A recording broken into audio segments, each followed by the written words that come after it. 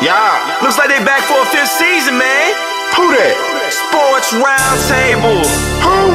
SRT Crew. Whoa. SRT. They got that realness flowing in they DNA. Damn you lame if you ain't tuned to SRT today. HO got that payload when he say so. What you betting on? Don't get mad at me on fantasy. Break up Kyrie LeBron. I be smooth as sports superhero Hancock in the mix. Deal with roll tide forever. Real talk, you know who he gon' pick. See where I be with SRT. Behind the glass, that G Money. They with a strong, I never lose. 6-man elite, that's J Smooth. All you other sports radio shows is fake news. Believe it. Turn up your radios, cause it's time for SRT Radio. Yeah. What up? It's the Sports Roundtable, and we're live in our virtual studios overlooking the digital world. Yes, sir. It is Hump Day, and it is Hump Day. Happy SRT Wednesday. I am your humble host, HO from Bankhead, as you can see. And as you can see, I got my guys with me here tonight. Starting with my to my right, Mr. Asa Brown from DNA Sports. What's going on, bro? I'm good, HO. How are you? All is well. And down at the bottom, not sure if he's happy or sad. Or both. Pick one. How can you mix if you're happy and sad and disappointed? What do you call it? Coach is in the building. What's up, Coach? Oh, I'm here. Okay. We're gonna call it a live.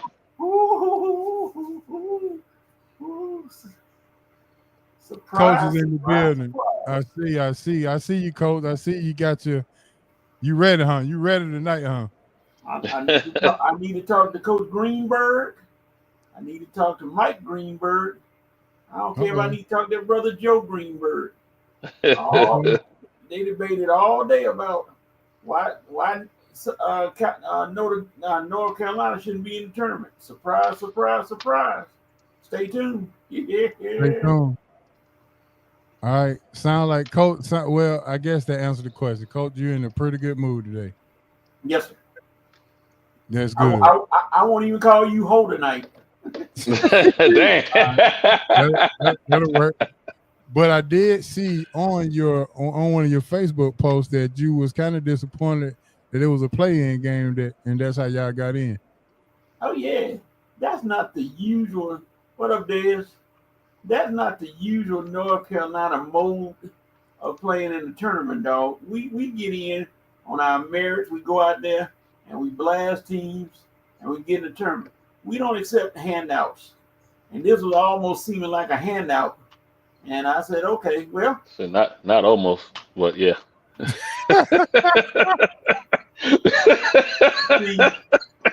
see, Asa, I respected your show on Monday. It was a good show. I respected your show. You in neutral territory now. You come back and light some folk up today. All them people. I mean, I got emails out the book. Man, what y'all doing playing in the tournament? Y'all should be in the Crown tournament or the NIT or the NIL or something like that. All right. Let's just play the game. And because they weren't disrespecting you like that, really. Huh? They weren't disrespecting you like that, right? Oh, the jokes were flying now. The jokes were flying. There's more jokes than Aaron Rodgers coming out of his cave, but that's all right. I said, yeah, y'all throwing the jokes out tonight. We got Deshaun Tate coming on by 8:15. We go. Hope he don't get on your bad side. We'll go see what he got to say. No. I respect the guest. No. I respect the guest. I'm not gonna go at him until he says something wrong, like they gonna lose the next game, and then I'll be like, hold on there, Minister Tate. We got something. We got to discuss. Yeah, we Yeah, yeah, absolutely. Well, actually, when we can get to it, but I will say this. That says two things to me. That the UNC brand It's strong. is strong. And also, and I told you last week, Coach, that the TV revenue is it's all about the money. It is. I thought It that is. Miles Garrett was money talk. No, this was UNC. You can add them to the list too. Yeah, I mean, when you a brand, yep. Hey, Dez, I hope they do, Dez. I really hope they do. Even if they don't win it, I know one thing, and I'm gonna say this before HO get the show started. If we go on a run and we somehow get back to playing Duke, and we play Duke, I'm gonna put the title of the show up for grabs. What? It ain't gonna be a sports round table anymore. No. We're gonna change all that. That's gonna end right there. Yeah. I'm just going one game at a time. I'll talk about it later. One game at a time. One game at a time. All right. So, folks, everybody who's listening, we got Deshaun Tate coming on at 8:15. He's going to help you get to your Final Four, and he's going to give you some basketball tournament bracket 101s, the do's and don'ts of picking a bracket. And so this is the time of the year where he says that this is better than the football playoffs. Some may agree, some may disagree, but I'm telling you what he says. So with that being said, let's go ahead and jump into some hot news. All right, man. The hot news is sponsored by our good old friends at the Big Easy Grill. Big Easy Grill. 1193 Collier Road, Atlanta, Georgia. Big Easy Grill, the best Louisiana seafood spot in town. They are famous for their crab claws. They shrimp to take 2 bites in to get rid of 1 shrimp. Also the shrimp po' boy and the seafood pasta. Boy, what a menu it is. Go ahead and get your Arnold Palmer to wash down all of the good old seafood that you can get from the Big Easy Grill, 1193 Collier Road. Make sure you mention SRT Sports Roundtable, or you can even mention my government name, Mr. Horace, and you can get your 10% off any meals, $25 or more. All right, here we go. If you say HO, you say ho, you don't get nothing off. Yeah, you get nothing off of that. You got to say it correct, right? You got to do it correct. HO Yeah, or Mr. Horace. Yeah, there you go. All right, there you go, Coach. Yeah, you're right. You're right. It's gonna be tough. Yeah, they couldn't beat Flag. They made a heck of a run, but you couldn't beat them without Flag and more. The other kid Brown, with them two powerhouses, you still couldn't win. Yeah, it was kind of tough. Yeah, I said, man, dang, we done beat UNC 3-0. Coach might put in a resignation for SRT. I will say this for you, Coach. I watched that call about lane violation. Technically, yeah, it's the right call, but at the same time, most time that gets called if the shot isn't made, and then you have an advantage to get the rebound, and then you'll call that. And then I was watching the SEC tournament the next day, and I seen about 4 or 5 times where that could have been called, and it wasn't. And so, I will say UNC got hosed on that call at the end of the game. So, yeah, you just don't make that kind of mistake though in a game like that. You be patient, man. You tie the game up. You're not taking the lead. You tying the game up. He didn't believe it. He didn't believe he was gonna make the shot though. Well, I mean, you can say that. I feel like his teammate did have a little bit of a hitch in that free throw as well. But again, like I said, normally they don't call that. You don't call that if the shot goes in. You kind of call it if the shot is missed, because then it poses an advantage for the for you to get the rebound if it's missed. So, like I said, when I watched a couple of games the next day, I seen several times where it could have been blown and it wasn't. So, tough break. Yeah. Yeah, I agree. All right, with that being said, fellas, the NFL draft is getting closer and closer. And so I just want to go ahead and get y'all thoughts on who do you think going first, and how many quarterbacks will go in the top 5? And has the Shador Sanders slander, has it calmed down because Dion made a statement, or they just don't give a dang about Dion right now? Let me see what Dad's got to say about this before we move into it. All right, so he thought the call was legit, but didn't have a dog in the fight. But hey, I understand. But hey, it is what it is. But it was a good game. Let's hope they can. I think the only way they can meet is in the Final Four in the championship game, right? Yeah, I think it's gonna go down to that. Wouldn't that be an all-time Final Four? You think it would be a record breaker, or would it be everybody that's gonna assume Duke got it since they'll have both their dogs, all the dogs in there, and No, it's not. It's not quite sure if Malik Brown is not done for the season, so I can't say he will be back. They talking about maybe Sweet 16 for him. Maybe he missed the first whole weekend. Okay. But Flag will be back. Flag will be back Friday. Yeah, I hope all of them get back because I want to see a competitive tournament. I don't want anybody to be hurt. Everybody be good and healthy, so there'll be no excuses. And everybody, the best team wins. Whoever wins, hey, hold your head up high. There you go. All right, let's go ahead and get to the NFL. All right, so what you got? The draft is coming. What are you expecting, and what about who you think going first? I'm still up in the air about who going first, but I don't think Shador. I think Shador gonna drop down to beyond. I think Shador is gonna drop down to about 15, 16, and I think at that particular point in time, I think Pittsburgh might make the jump to get him at 15, 16, because I think Pittsburgh has the 21st pick. Correct me if I'm wrong. The 21st pick.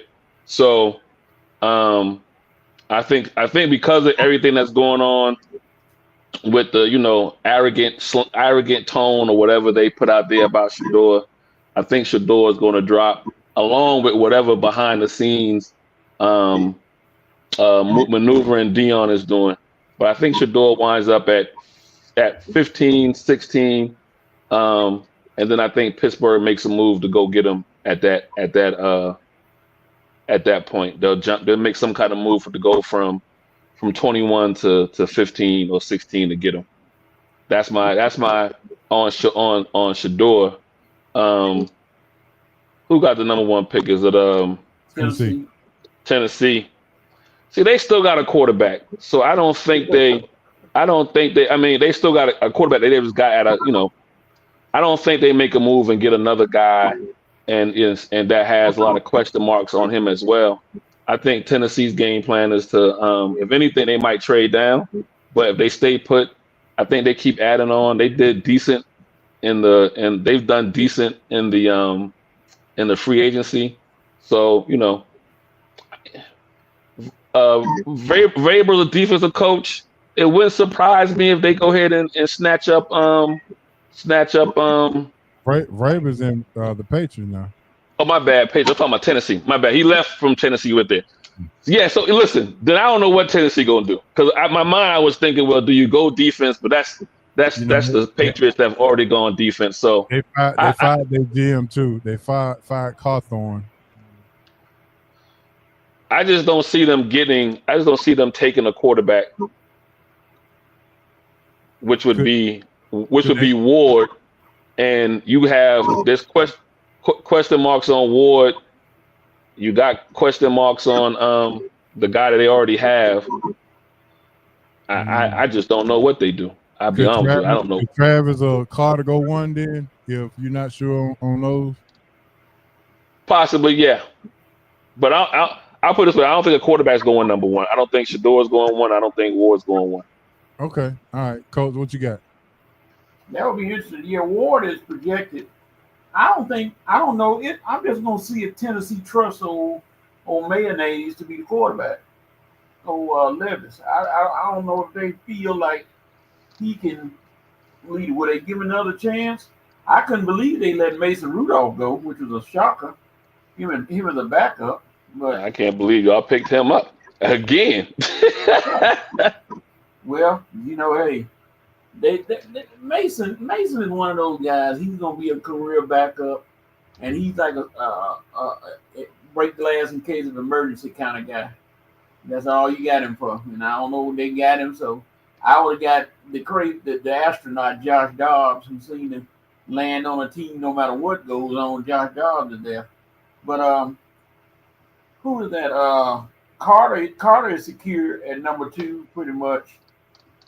Now, if Shadura falls in the Steelers ring, I don't know why they wouldn't get him. I mean, you ain't gonna start him, I don't think, but you're gonna give him a chance to learn the ropes, and then he's gonna get in there after a while. He ain't gonna start, I don't think. I think they should, I thought they was gonna get a wide out, but now since with all the crazy stuff going on, they might, if Shadura falls in that area, they probably might get him. So, would you be happy with that pick? Would you be happy with that pick, Coach? Who Shadura? Yeah. Yeah. Without a doubt. Yeah. See, one good thing about Dion, what he didn't do, and I'm glad he didn't. He ain't try to sugarcoat his son and say, y'all talking about my son slow. He know his son's slow. he know his son ain't fast. He ain't try to hide that. That's a good thing. He ain't try to hide nothing about. But he said, y'all need to look at one number. Y'all looking at that 40 speed. Look at the number 74. 74% completion. That's all you need to know. If you don't see that coming at and hitting you in the face, that's something else. He ain't gonna make too many turnovers. If y'all give him a line, then hey, he's gonna do his thing. All right, so I'm going back to you now, Coach. I'm gonna go to you first, and then I'm gonna go back to Ace. What position would best fit Travis Hunter in the NFL? They keep trying to bring him to the offense. I still say defense because he's gonna get paid more on the defensive side, and I think you can keep him at defense and then run some plays for him on offense. You ain't got to totally eliminate him from the offense. From the offense, you can get him in there on a few gadget plays or something like that. But I think he's a good DB, and he's gonna show. Now, he can't go out there and try to make some of them plays he made in college because you're dealing with grown men out there. We're gonna check you early. Gonna try to check you early, like Chase and all them. But I think you should play defense. All right, Ace, so what you think? I'm with you, Coach. Defense is where he needed, and the way the league is moving to where you need more bodies in the secondary because the game has opened up as far as passing and some of the rules and whatnot. You need that extra body on defense. So I think if he gets picked up, to Coach's point, hey, you can use them in the special teams as a punt returner, kick returner.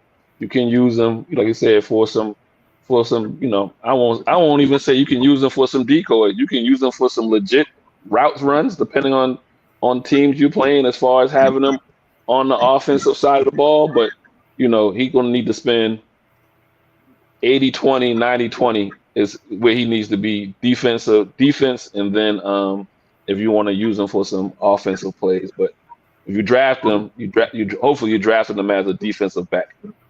Yep. I like a defensive back that has hands. You know what I mean? Like he should be able to, anticipate routes and things of that nature because of his experience, playing wide receiver in coverage. And he's shown that he can anticipate some throws and things of that nature. So he might get exposed a little bit, as any rookie would.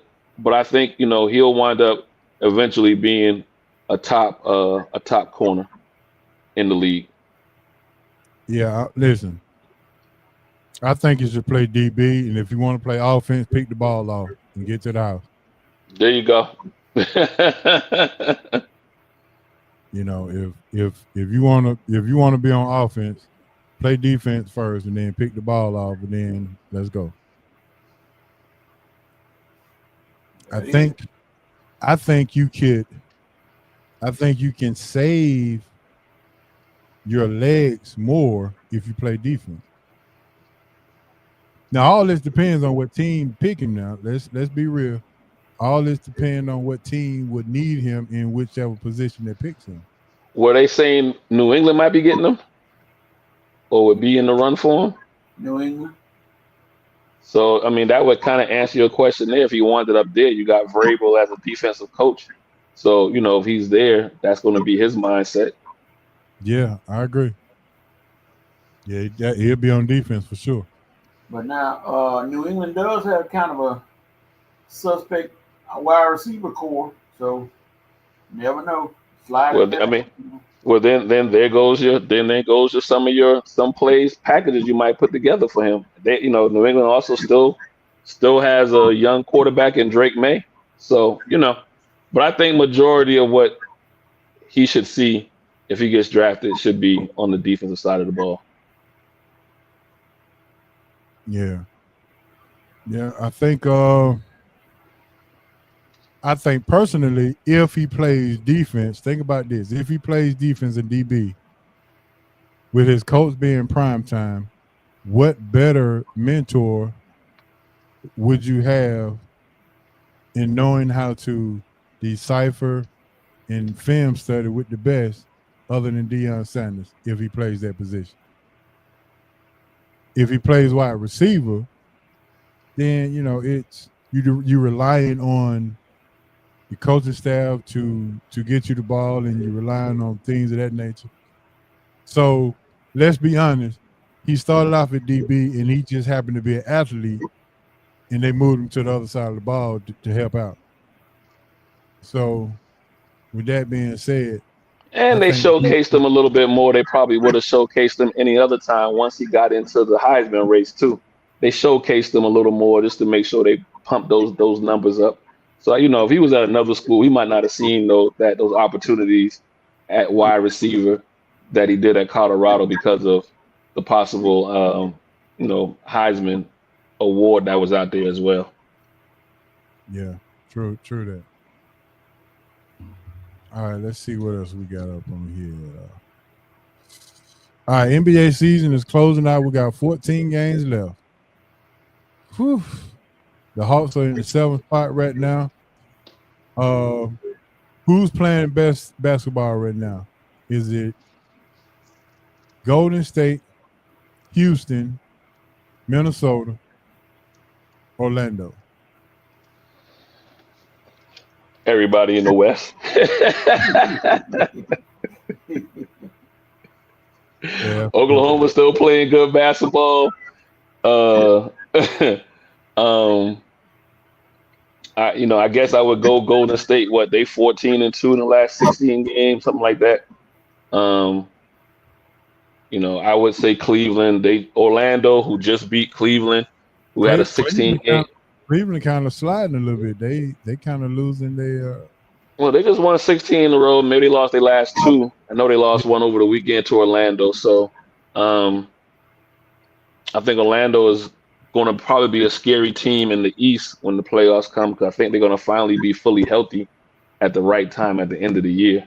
They're going to, Orlando will be a 7 seed, but really probably should be. They have a 4 or 5 seed caliber team, but injuries got them in that particular spot right now. So, but I guess you tell me what team really.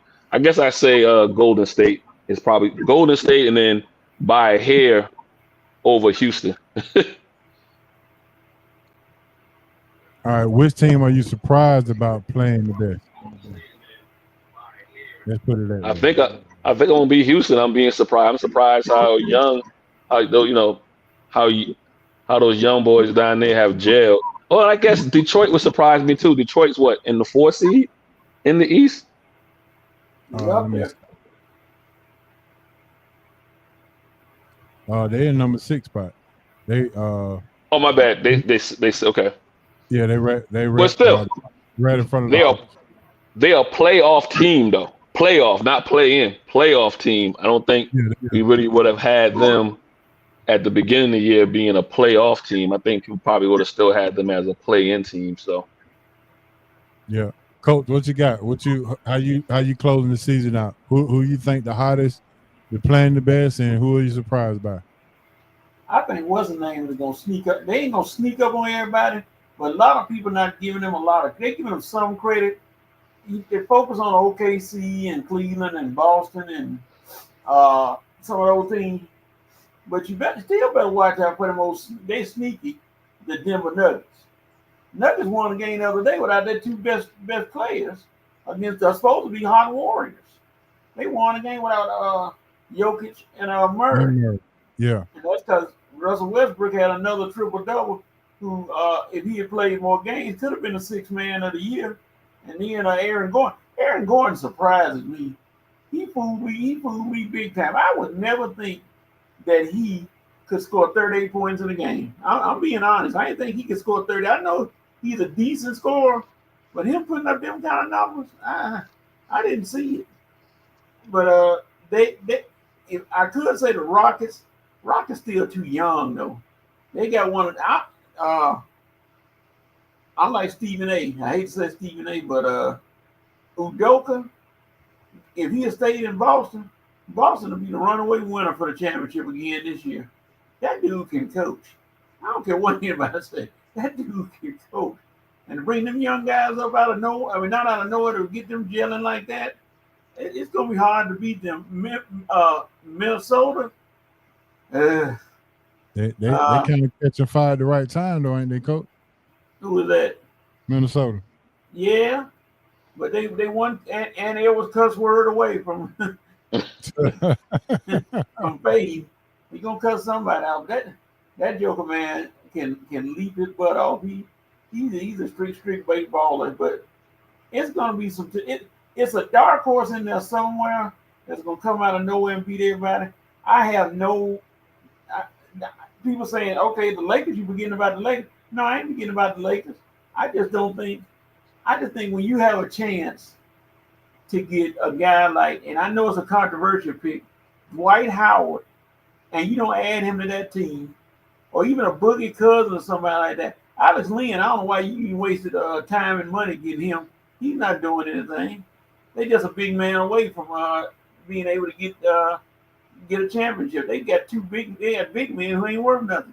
Dwight Howard was right out there. I mean, I don't know if him and Jeannie Buss didn't get along, or he didn't get along with LeBron, or he didn't get along with his cousin. I don't know, but Dwight Howard, 7'1", you ain't telling him to score 30 points. You telling him to score 15 points, 15 rebounds, and block some shots.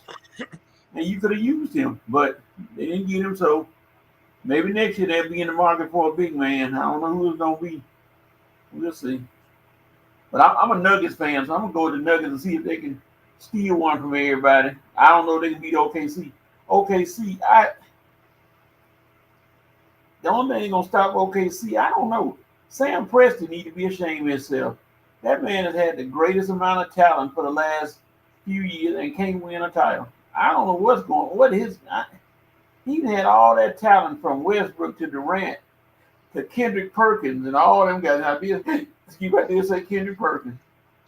And then all these other guys. Now you got these young guys. He got to win a title this year. The pressure's on him. Yeah, I agree. So this is what I say. I say Julius Randle has come back at the right time, and I think it looks like for at least 2 games, him and Ant-Man, they are gelling. And figure out the pecking order. Golden State. Let's talk about Golden State. Jimmy Butler has come over and given them a jolt in the arm. Now, how many people thought Jimmy Butler was gonna go over there and really just do what he did, or do what he's doing instead of? I think a few people. I think a few people thought. It was more people thinking that him and Draymond would go get into it more than him. That's what's holding him back. No, I didn't think Draymond was going to push. Draymond wasn't going to push the buttons with Jimmy. Jimmy has a too strong of a personality to allow that to happen. He demands respect. I think Jimmy's issue, everybody thought Jimmy's issue was a year or 2 years from now, but I think Jimmy's going to give this year and next year that real run to try to somehow, possibly win a championship. I think they got some pieces that they'll probably need to do over the offseason to become a legit title tender. But I think if I'm the Warriors, I don't think you're gonna be if you can catch Memphis. I'll take my chances with the 4-5 playing the Lakers, right? Or do you fall back a game and let Minnesota take you over? So then the matchup is you against Houston. It's not a good matchup for Golden State against the Nuggets. That 3-6 is not a good matchup for them, at least for the first round.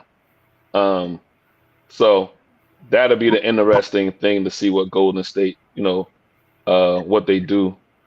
If they stay in the 6, if they can catch Memphis and be 5, then I give them a legit chance to probably beat the Lakers in the first round, and then let's see where the chips fall. But as far as a first round matchup right now, I don't like that matchup with them against Denver. And we just said Denver didn't have 2 of their guys the other night, and they beat them. So what they gonna do with them when they at full strength? Yeah, remember Golden State was in the 9th spot when the trade deadline went down. Yep, and they've jumped 3. And so now they done jumped 3 spots since Jimmy Butler got there. So you got to do we give credit to Steve Kerr? Or we give credit to Jimmy Butler for not being a malcontent? I'm gonna give credit to everybody. I'm gonna give credit to Jimmy Butler, Steve Kerr, and the GM for pulling that trigger. So everybody at this point gets some credit when it works.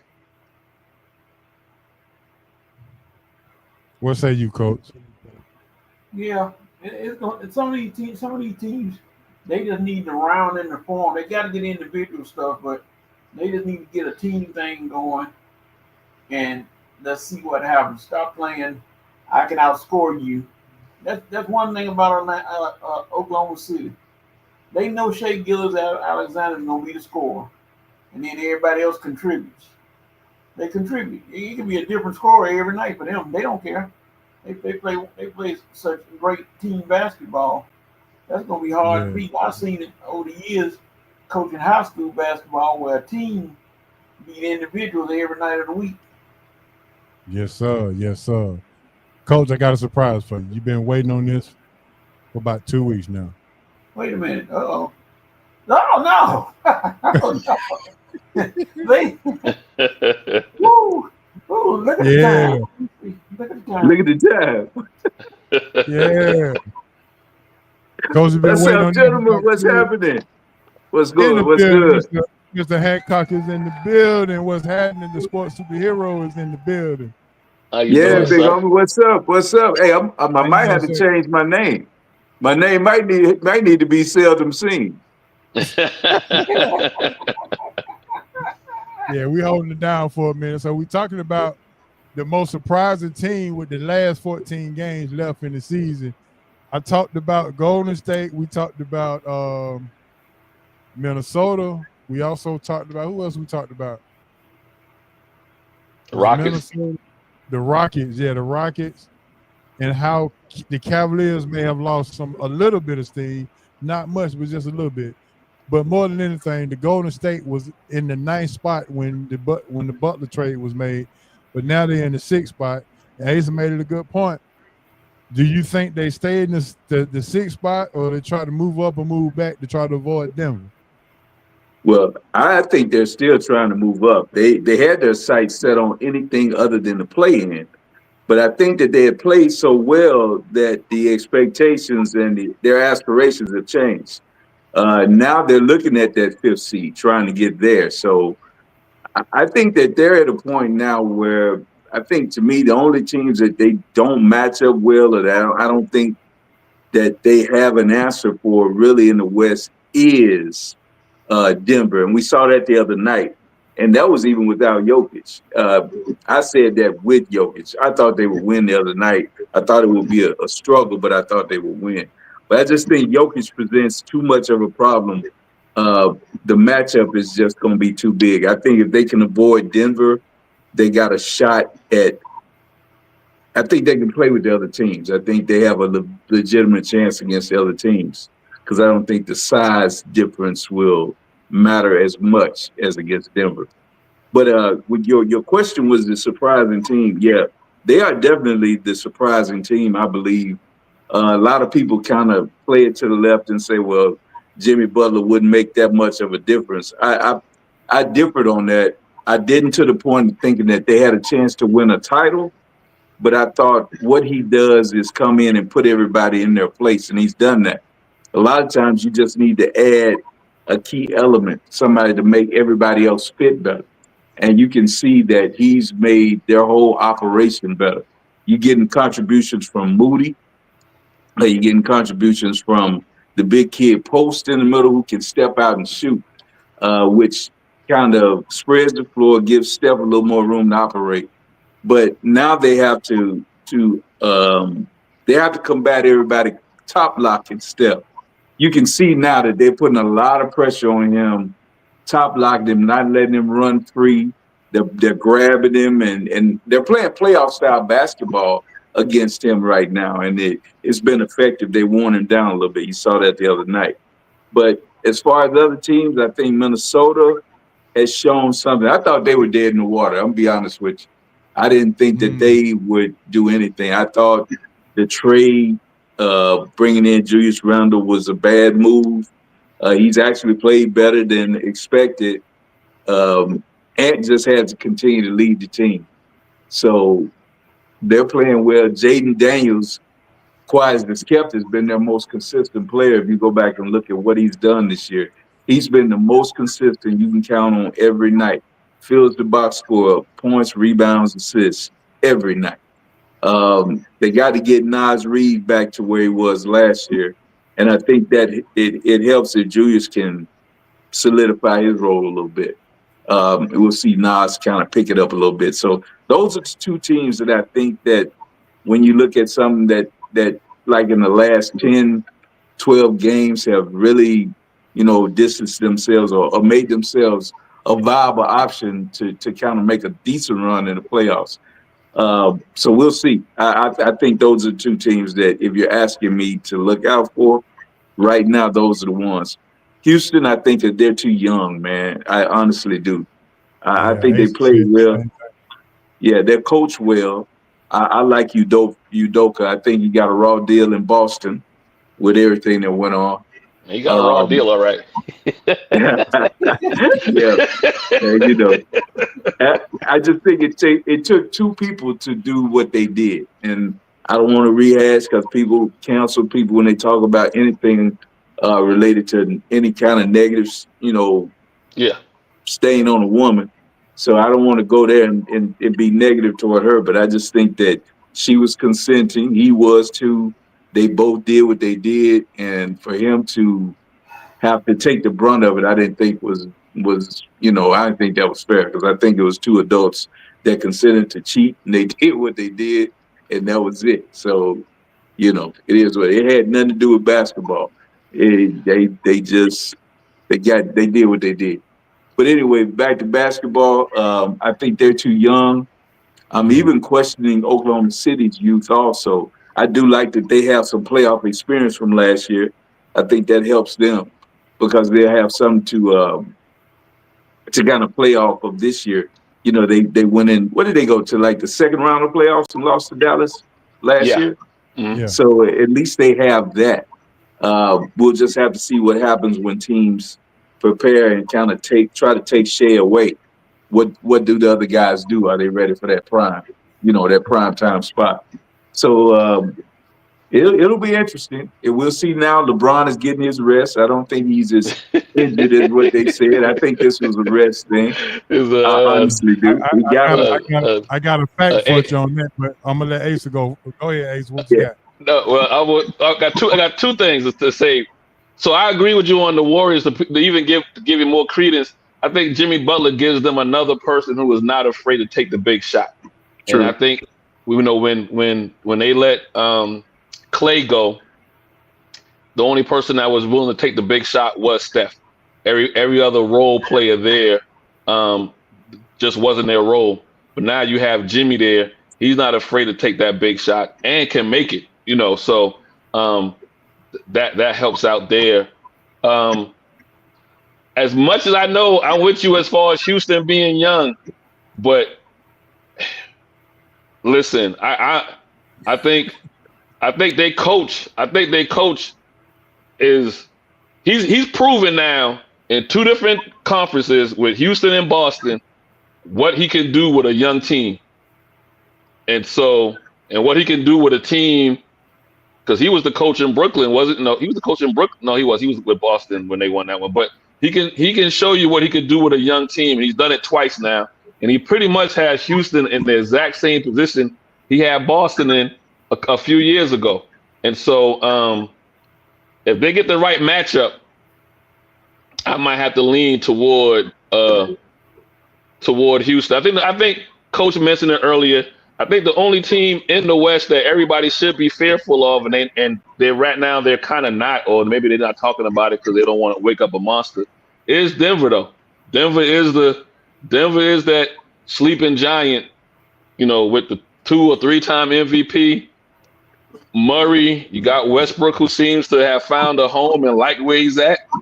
And so, maybe the only question there is the one guy I think that if he steps up, they are unbeatable is Porter Jr. Right. The only thing about Westbrook, and even the other night when they were able to beat Golden State, you watched, he takes some ill-advised shots. He takes threes in inopportune times. Now, he made one, but he had missed like 3 in a row at that time. He was just jacking air balls and he'll shoot some scud missiles. And if he does that in a certain situation, it could take them out of their game.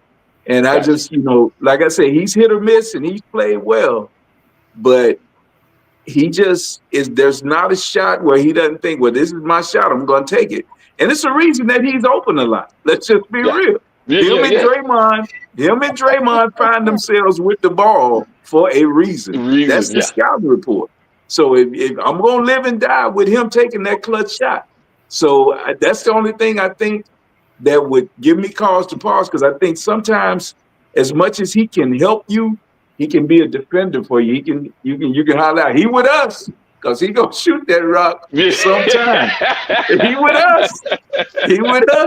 And as much as you agitate him, it kind of plays in his psyche. He tries to prove you wrong. So we'll see. Like I said, his biggest strength could be his weakness also, because he'll take Murray out of his game, because he'll get him off the ball. Murray will sit in the corner, and as you can see, as well as the Lakers played when they had LeBron and Luka on the floor, do you see what Luka's game is when LeBron is not there? His numbers go crazy because he's not taking 10, 12 possessions and going sitting in the corner while LeBron operates on the ball. Yeah.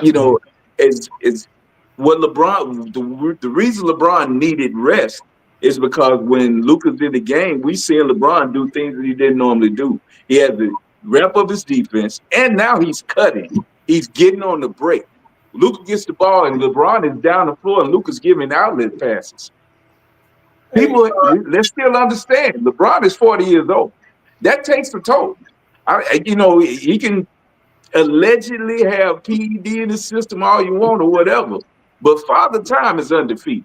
Yeah. And those minutes and those hard runs that he was doing, it took a toll. You can see, he said he pulled the groin, but I just think he was out of gas.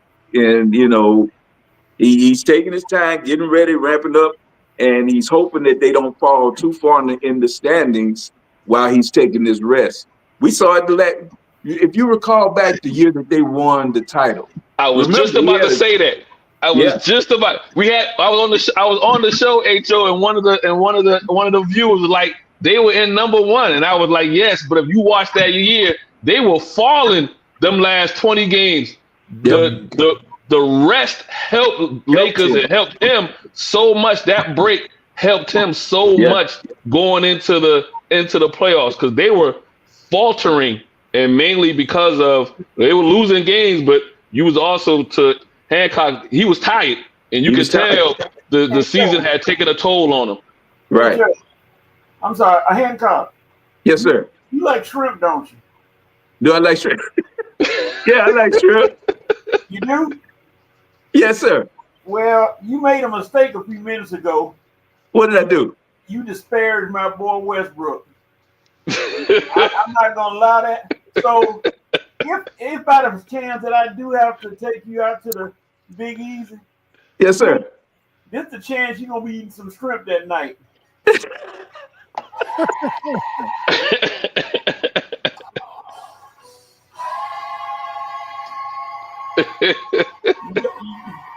You better get you a plate of boudin or something. I'm not.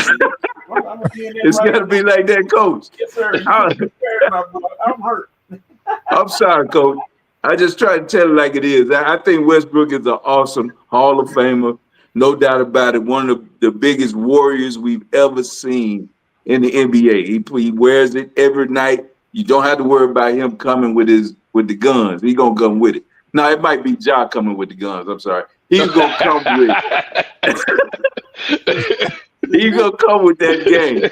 But the only thing is, like I said, his biggest strength is his weakness that he tries to prove people wrong.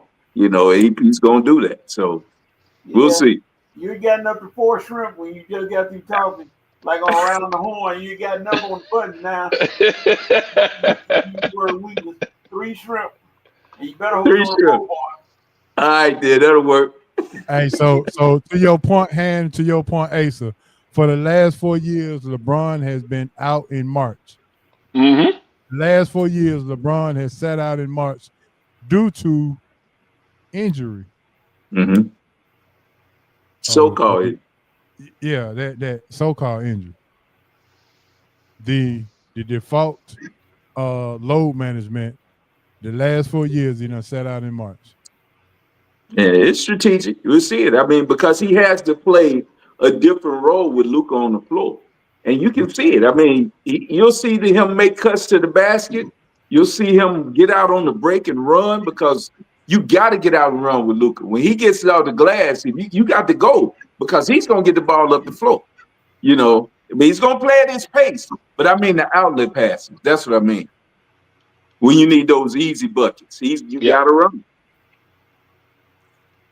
Somebody text me when LeBron pulled up with a groin injury. They said he not hurt. His package of needles just got sent to a different matchup. You know, it's bad, big homie, that one of the greatest athletes that we've seen in any generation. Let's just be real about it. Yeah. Nobody has looked or played or been as dominant from day one as this dude has been. I mean, honestly, he's been a phenomenal player that one of the best we've ever seen. But it's so much, he's so polarizing that he gets the negative stuff. I've been guilty of giving it to him because the passive aggressive nature that he carries. You know, that's been the biggest thing for me is that, you know, some of it's a facade, you know, and then when you see the faking of getting hit in the face when nobody's around you, and he falls for 44 yards down the floor and jumping out of bounds and all, you know, some of the stuff, the antics, man. But I mean, they all do it. But when you're as big and as gifted and as cerebral as you don't have to do it. You don't have to do it. Yeah, he doesn't have to do that, man. Well, I'm gonna give LeBron some cover. Find me the TB12, and then we can look for LeBron. I agree with you on that. Because everybody was talking about the TB12, I was like, well, you know, hey, That's a marketing thing. Everybody should be trying to TB12. No, nobody trying to TB12. I did the TB12. I feel like that's the reason why he threw his phone away. He didn't care about what you seen on there as far as who he called and who he talked to in his personal life. I didn't think he wanted you to see how that regiment was set up for the TB12. And so, you find if you want to look for LeBron, please find me the TB12 stuff, and then we'll call it fair game. Well, and I can't be selective. I can't sit up here and say if you are a Kobe Bryant fan, we have to go back to when he took the trip to Germany, when his knees and he was hurting, and he went to Germany and got some sort of treatment, and he came back a different dude. And I'm one of the biggest Kobe fans you can see that it is in America that has ever lived. But I think you have to sometimes get a little help, and I think that. You know what I mean? Everybody here on here, when you approach 40 years old or you're 40 years old, it's hard to do some of the things that you do. And he's still doing phenomenal things. I mean, he's jumping high, he's running. I mean, this dude is unreal. So, Hancock and H.O., I'm gonna give y'all a new product to advertise on the show. It's called Zip Fizz. Look it up, zipfizz.com. All right, I'm writing it down. I don't even know what to do.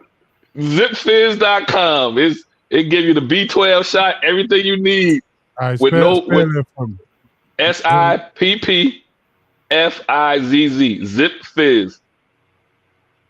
So it's SIPP. No, I mean not ZIPP. I apologize. ZIPPFIZZ. Zipfizz.com. I'm gonna check it out. You can find it at BJ's, Costco's. Are we going? Do we don't go to Walmart, so can't go there. But we can go to Costco's. Costco's is good to go. All right.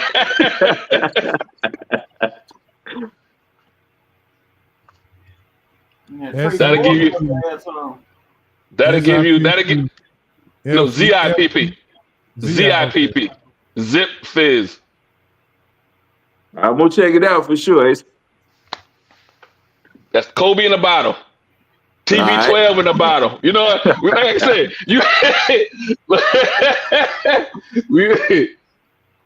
for us 40 and over. Okay. Zip Fizz. I ain't seen 40 and no comment. You better tell on yourself, Coach. Don't even worry about it. I want my shrimp, Coach. I ain't gonna say that. I want my shrimp. I had going back, we talked about Shedeur Sanders and who could be first, and who do you think Tennessee? You being from Tennessee, I'm not sure if you root for them, but it is your hometown. But do you think they would take a Travis Hunter or a Dual Carter since they already have a quarterback? Or do you think? I don't know how much of a quarterback they have, but I don't know if they're sold on him, so we'll see. But I think Abdul Carter, I've heard he's dropped, in the draft a little bit. But a lot of this could be smoke because I've heard everything from Shedeur going top 3 to him falling out of the top 10. So I don't know, man. I think it's all smoke. I think these teams have already have their draft board on what they're going to pick, and I think that it'll look and see if somebody slides, if they want to make a move. But it's been shown, man, you have to have a quarterback in this league, and as much as they, kind of throw a little negative toward Shedeur or whatever. The film don't lie, man. The dude stands in the pocket, stares down the barrel of the gun, can go through his reads.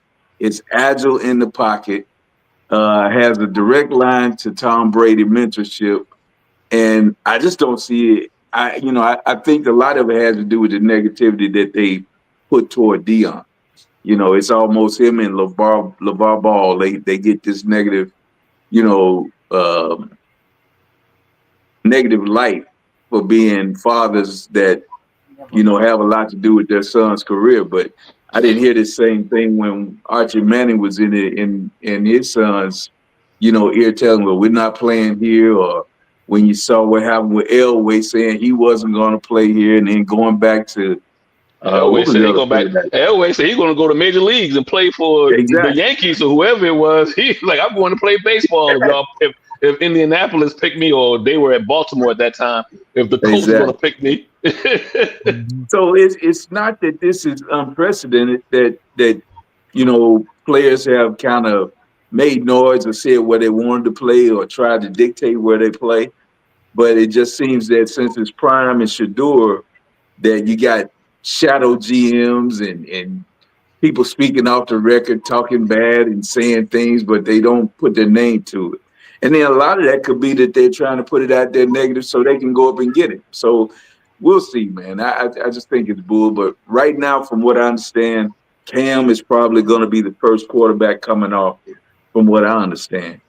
Um, so I think Shador falls somewhere in the top 5. I would still love for him to honestly, I don't know if he wants to play right away or whatever, but I think one of the best situations is if the Raiders go up and get it. And then he sits a year or learns how to be a quarterback behind Geno. I know they brought Geno in, but I don't know if Geno wants that. He wants to play. But I think it could be like a Patrick Mahomes situation where you let him really understand the game, learn, take his time to develop and get that role. I think that would be a great spot for him, but we'll see. Yeah, I agree. All right, so Asa mentioned earlier about the same draft as he was trying to make up with Coach that Shador could possibly go to Pittsburgh and they could possibly go up and get him. Made Yeah, Coach smile. Look, the biggest smile I've seen Coach have in about 2 weeks. And Coach yeah. came behind him and said, "Yeah, we'll go up and get him, and we'll love him." I honestly, Coach, I think the perfect quarterback for Pittsburgh played at Ohio State. I think that's Will. What's the last name?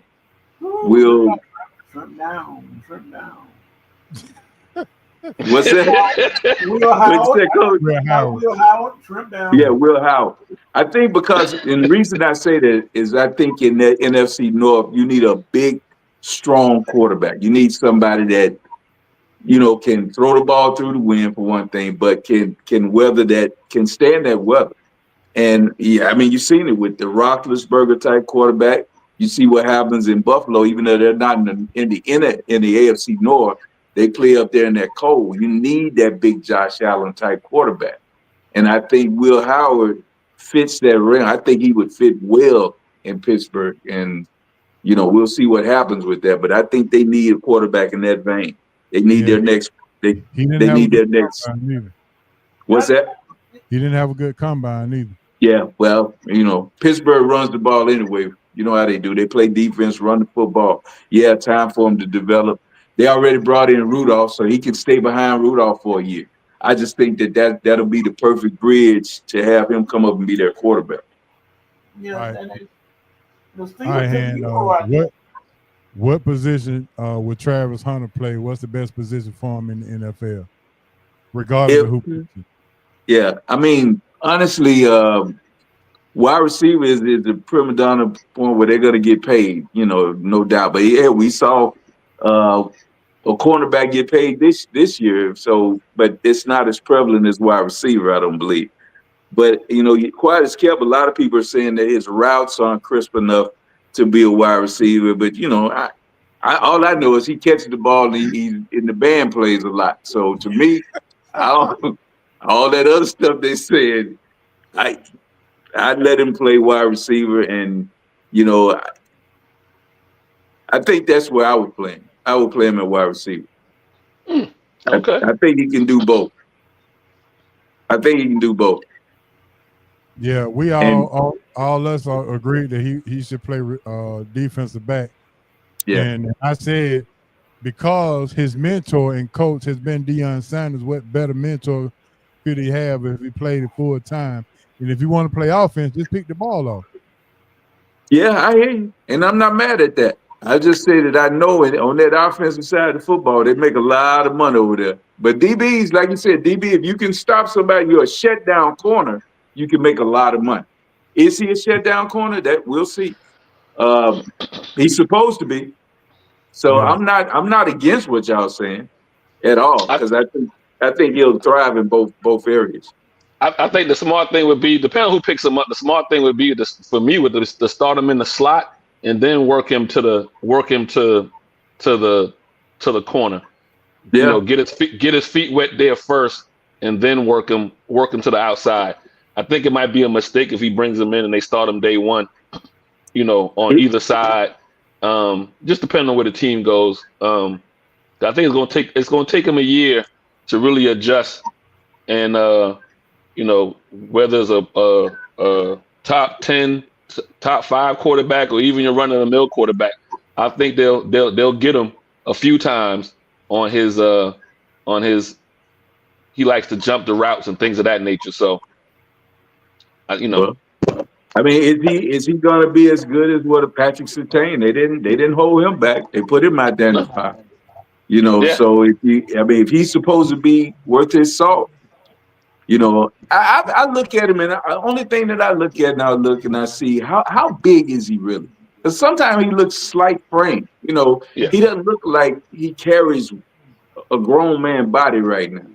He still looks like he has some development to do there.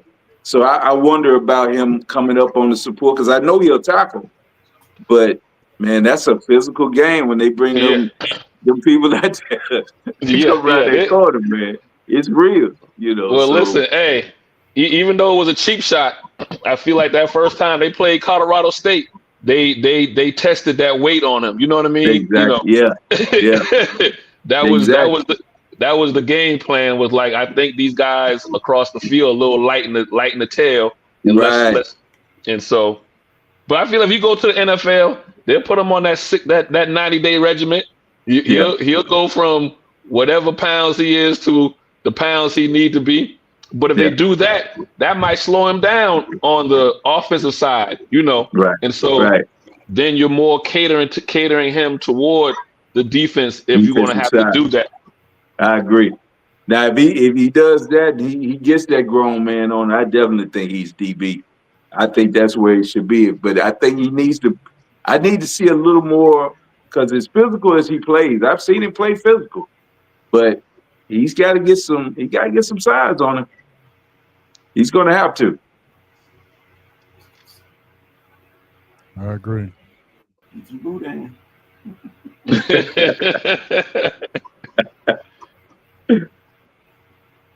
And we talked about also. Let's see.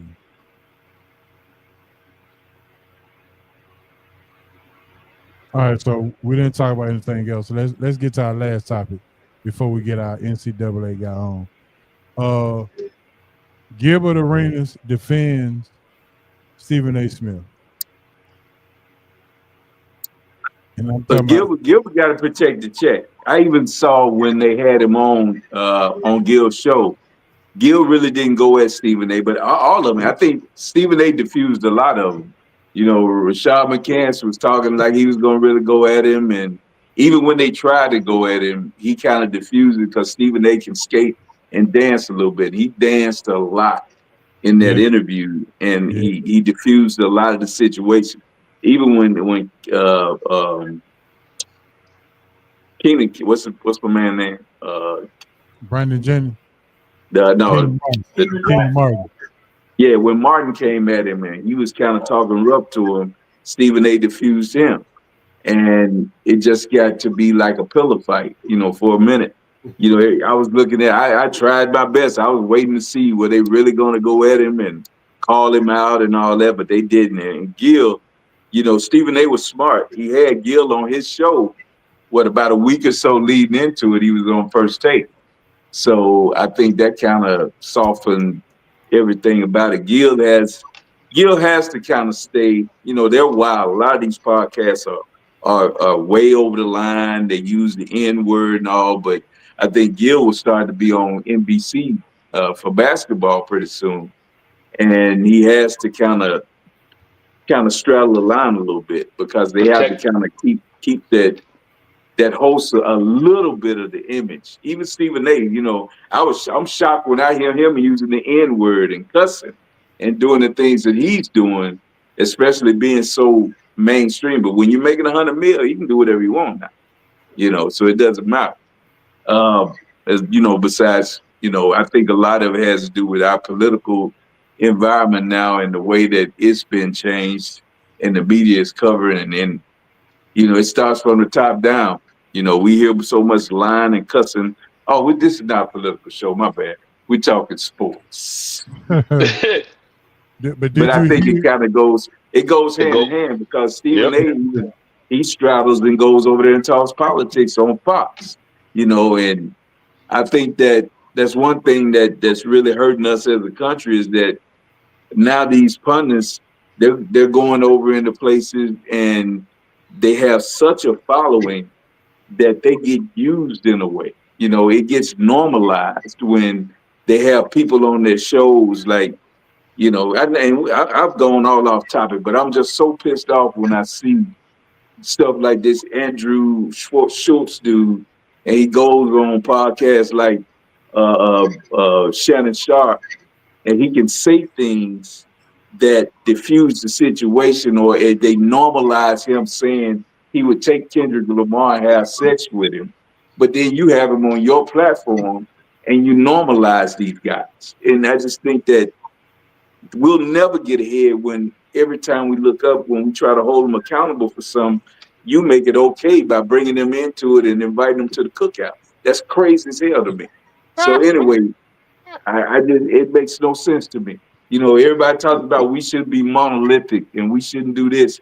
We need to be monolithic. Hell, they are. They do everything and they protect the church's money on whatever extent.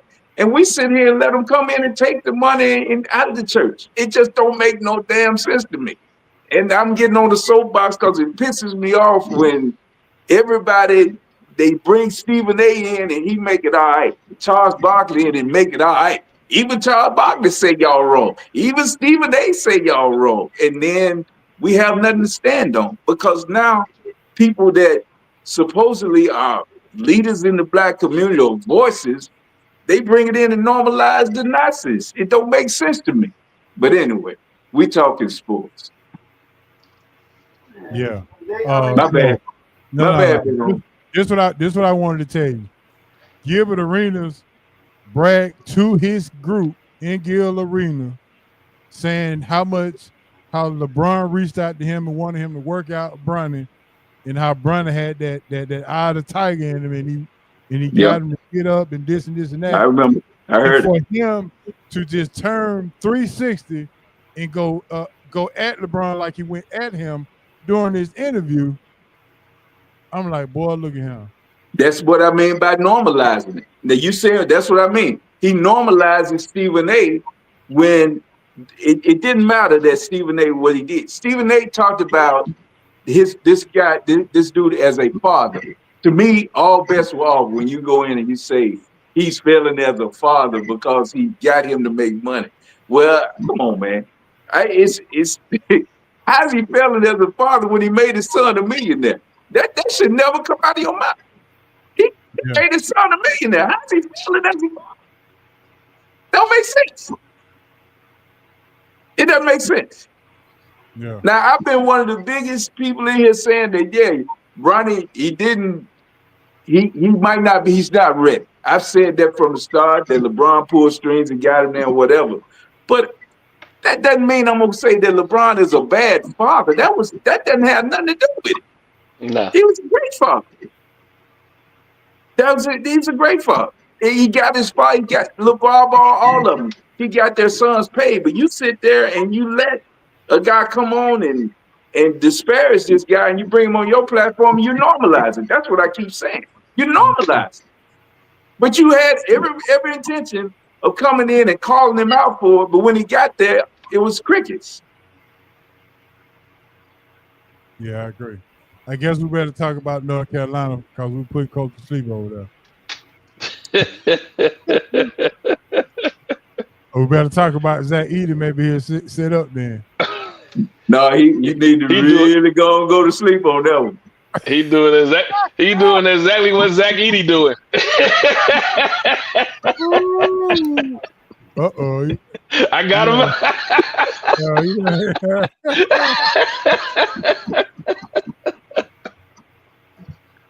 See, that was not even a part of the conversation, but you had to. Ooh, that shrimp gonna taste mighty good on your plate, H.O. All right, so we got about 5 minutes before we got our college basketball guy. So Ace, you want to go? You want to talk about Gil and the defending of Stephen A? I know you probably had something to say. Coach, did you want to say anything about that? Nah, I mean, nah. A lot of time, man, these guys are, no different than people online talking noise behind the keyboard, and then when they get in front of one another, ain't nothing nothing going to happen of it. They saying what they need to say to get eyeballs on their particular show or platform, and so it is what it is. Go ahead, Ace, because I'm waiting on Nah. LeBron to go after Charles Barkley or Shaq or one of them. They said something about his son too. When you gonna go after them? I'm still waiting on LeBron. All these people talked about your son. You said don't leave my son name. Yeah, you got Stephen A. Because Stephen A. 180 and you 270, 280. Yeah, come on, man. Stop. Act like you all big and bad. Amen to that, Coach. Huh? I hear what you're saying, and that's valid. I mean, the only thing is, and they all have big platforms. I agree with you on that.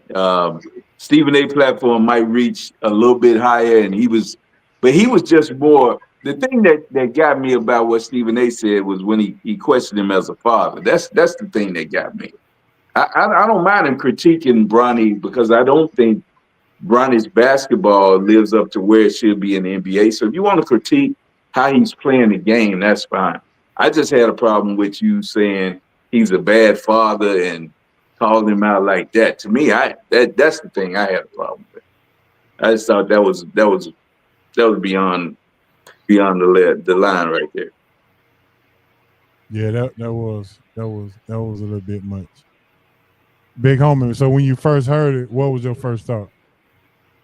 First, what particular thing we talking about? They talking about LeBron as a father? Yeah, no. When LeBron pulled up on Stephen A, what was your first thought? I was actually shocked because that's really not in what LeBron's character has been. I mean, people have been talking about him or disparaging his name on a lot of different things. He never pulled up on anybody. I don't know. Maybe you do feel a little different when somebody says something about your son and whatever. And I mean, it is what it is. I don't know. I think he got the marching orders from Vanessa. I think the marching orders came from Mama Bear. Hey, you got to go. I think so. I don't think it came. I think he probably was like, yo, he can handle it or whatever, or he might understand kind of what predicament he might have put his son in with some of his comments. But I think that whole move was to let the wife at home know, or like I said, he got the marching orders. The only thing that to me, well, another thing to me, not the only thing, LeBron kind of put a bullseye on his son's back when he said that Bronny could play now and he's as good as players in the league right now. He said this, so you kind of have to watch what you say. You brought that attention to Bronny.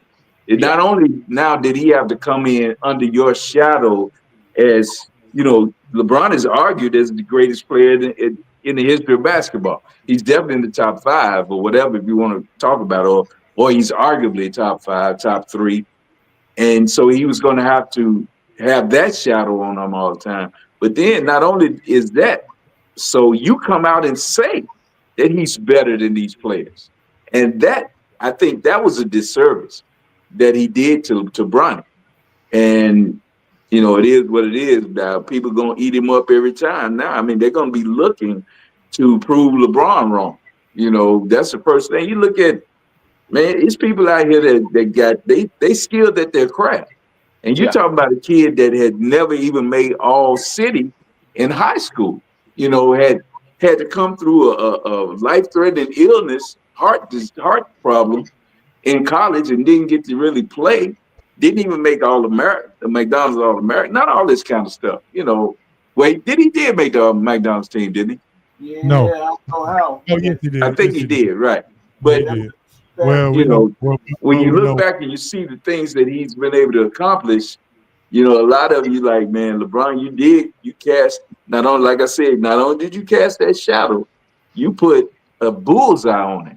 And I think that was kind of tough because now people, you can best believe the average player go look at him and say, look, come on, let me see what you got, you Yeah. know. Yeah. All right, man. That's gonna be a long way off the hot news. Now we're about to transition into February is Black History Month. March is March Madness. And this guy that we're about to bring on now will tell you March Madness is the greatest event in the world. He said you can take college football playoffs, you can take NFL football. March Madness is the greatest event that's going on in the world today. And I'm proud to bring him to you right now as we're doing Take on SRT, Mr. Deshaun Tate. I appreciate you guys for having me, man. Thank you much. Yes, sir. You educating the guys on something they already know, HO. They knew that already. I don't even know. You can have the football. First of all, let me say this because I know this from my NFL folks. I tell people all the time. Sundays were made for selections. Never forget that. That's A. But even more so, there's a reason behind why the NBA is going in season tournament for a reason. Play in games, play in all these different things. The college football jumped up to X amount of teams because of what we see, what the tournament, the kind of impact that has because of March Madness, no question. So college football playoff, respect it. NFL playoff, respect it. NBA playoff, respect it. MLB in October, all that is great. But when it comes to Cinderellas, when it comes to upsets, when it comes to buzzer beaters and just laying it all out on the line, win or go home, and it brings people together. It is America. If you haven't talked to that person at work in the cubicle next to you all year long, you best to believe that you're sharing brackets on the Monday after selection Sunday. It brings all people, all likes. The dogs and the babies are filling out brackets for crying out loud. There it is. All right, so I have encouraged everybody who's going to fill out a bracket to tune in tonight because we're going to give you some bracket 101s, some do's and don'ts, and how to get your best Final Four team in the bracket. So, with that being said, Mr. Tate, what is the first don't on the bracket? What is the first do not do? I would say overthink it. I think that sometimes you do have to have a good balance between maybe not picking too many mid majors for upset purposes and maybe not going with too much chalk to prevent upsets and things of that nature. But don't stress yourself out about this. It's not the end of the world. The best part about March Madness sometimes is the fact that it is the anxiety that comes with it. It is the filling out the bracket. Games start at 12 o'clock noon tomorrow Eastern time. And then by the time 3 and 4 o'clock in the afternoon roll around, you're looking at your bracket because it's not perfect anymore. You ball it up, you throw it in the wastebasket, you're done with it. But then as the games keep going, and because you think that that's the one that destroyed your bracket. No, it's not even that one. It's going to be the one after that. So typically what you do is you go get it out the wastebasket. You unravel your bracket. You think it's still living. It's not that game. It's this later on tonight game that forces you to then set the whole thing on fire. Then at that point is where you can go in the kitchen, make yourself something to drink, and have an adult beverage and be able to enjoy the tournament for what it actually is. That's the best part about it. I think the other thing is don't get caught up in the conference tournament winners, because what the average person is going to do and is currently doing right now on March Madness Eve is they're trying to get all caught up because nobody's paying attention to this stuff. right? So everybody's trying to get caught up in looking at, oh, this has been the hot team. They won their conference tournament. This has been the hot team. They've been unbeaten since this point, and so on and so forth. You're just going to look at what is the most recent thing that has transpired. So you're going to go and take that particular team. It's 0-0. Everything has been reset and erased. Don't get caught up in just teams that have won the conference tournament so much, because those could be the ones that end up busting your bracket. Gotcha. All right, so if those are your don'ts, give me a do, something that you must do in order to get your Final Four bracket the way it needs to be. Drink and pray. Drink and pray. I can do both of those. Just things that, I mean, and just typically things that you just always want to keep in mind for every March, right? Is the fact that, you know, I call it free spaces on the bingo card. You look at some of the, you know, we know that this is more of a coaches league. We talk about the NBA and how that's much of a players league. This is a coaches league. So where you have a lot of those Hall of Fame coaches and known coaches and so forth, the ones that are still remaining out there, right? It's always good to kind of take a mental note of a lot of those teams. Look at the guard play, because we know, respectfully to the big men, we know that the teams that are some of the most successful are teams that have tremendous guard play. And not just tremendous guard play, but experienced guard play. So definitely want to look at it from that standpoint. Experience in general.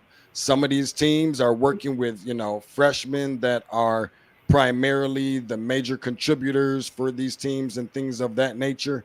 Those aren't the ones that are winning the national championships right now.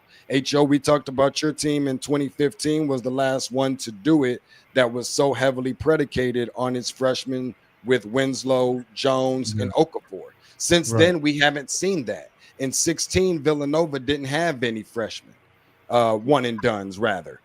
In 17, Carolina had one, and I promise you I'm going to make this quick. 17, Carolina had one in Tony Bradley. 18, Villanova didn't have any. 19, Virginia didn't have any. 2020, COVID didn't have any. 21, Baylor didn't have any.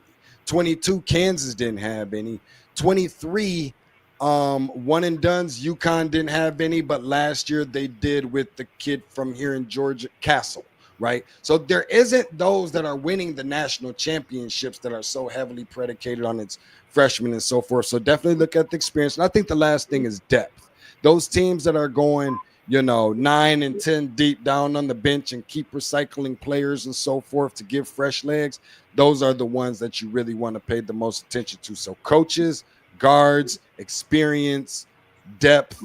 Those are some of the automatics for me when the drinking and the praying, obviously, to when you're filling out your bracket. All right, dark liquor. What is the preference of a drink? I'm more of a Jack and Ginger dude. I like a little Jack and Ginger ale, but not just any ginger ale, right? Y'all familiar with Red Rock? Yes. Yeah. I'm a Jack and Red Rock kind of dude. That's my go-to.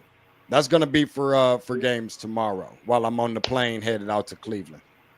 Okay, so speaking of drinking, I'm going to kind of break the monotony up just a little bit, because I want to kind of introduce everyone to possibly a new segment that I want to have, and it's called Just Something to Think About.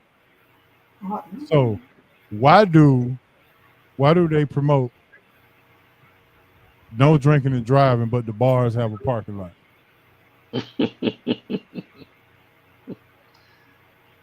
Is that a question for me? No, that was just something to think about. In general. Okay. Yeah, just in general. Just something to think about. Just something to think about. Yeah, just something to think about. So give me a team and a coach that you just talked about as far as something to look at, or a coach to look at, or a team to look at that may have the experience, an older team maybe, and a coach that most people may not know about that's been around for a while. Or should I say, give me a bingo spot. Give me a spot on the bingo board. All right. Let me say this first real quick, because I got another just something to think about. If it's not, people always say it's just a game. It's not about winning and losing. If it's not, then why do they keep score? That's my There you something go. to think about. There you go. But Hancock say it all the time. but I don't know. I think you got a couple, man. I think that the experience that Grand Canyon comes in with, they've been in this tournament before. They were in this tournament last year. They're more than capable of winning the game. If anybody knows anything about what goes into winning in clutch and crunch moments, that would be Bryce Drew, obviously hitting a big shot for Valparaiso back in the day in the 90s, I believe that was. So they are that team that just a lot of people aren't talking about. Keep your eyes and your ears open for them. You said Grand Canyon? Grand Canyon. Grand Canyon. Grand I Canyon. hope everybody writing this down. Y'all get your pen and paper out. Grand Canyon. I'm gonna go with one more. I'm gonna go with McNeese State. McNeese State has also been in this tournament. Didn't win a game on last year, but we're in it last year. Will Wade, if you're familiar with, formerly head coach at VCU, won over there. From there, went to LSU, was winning over there. Great recruiter. And he's not at McNeese State because things didn't work out from a basketball standpoint. He's not there for something totally different. So that's just another one to keep it. He's going to be the new head coach, by the way, according to everything that I've been hearing over at NC State. So that's another one is McNeese State in that. Is that a 5? 5. 12, everything 5, 12 against 12. Clemson. Yeah. Everything 5, you keep on saying is that 5, 12, 11, 6. Yeah. No, for sure. And I think that there's a 4 and 13 that's out there somewhere. No, it's another 5-12 that could be really interesting, and that is Michigan and UC San Diego. UC San Diego now being eligible for the tournament after they have made the move to Division One, but they create more turnovers than anybody else in the country. That'll be my last. I'm gonna tell you right now, Tate. I'm taking that to the bank. I watched that Michigan Wisconsin game. I'm taking that to the bank. Yeah. That's not a bad idea. And again, obviously, so much of this subject to change and so forth. But no, I think that if there's 3 teams right now that is on my list, or just when the bracket was released, because this happens every year when that bracket is released, I'm like, okay, who's going to be that team that I'm gonna look and I'm gonna say, ooh, that's the one right there. That one was the Grand Canyon against Maryland. That was the one I probably felt the most confident in and about. Outside of that, I think that Clemson, it's really hard for me to go against Clemson this year because Clemson is a team that is not only the only one to defeat Duke in the regular season, but also returning a lot of really good talent. From a team that went to the Elite Eight just a year ago. So if they were the one to come out of that bracket, I wouldn't be surprised. I know that Gonzaga's right there above that. They would end up, assumingly, that they beat the 16 seed, meet up with Houston in that second round. I know a lot of people don't want to talk about Gonzaga, but it's when Gonzaga doesn't have the bright light shining on them is when they're typically successful. So if I was to pick a team that's coming out of that particular bracket region, being the Midwest region, it would be between Houston, Clemson, and Gonzaga to come out and represent the Midwest region.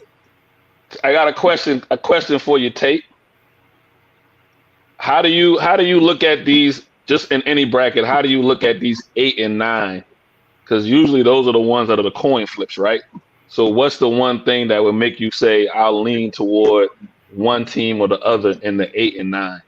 8 and 9 are coin flips for a lot of people, in which I can definitely agree.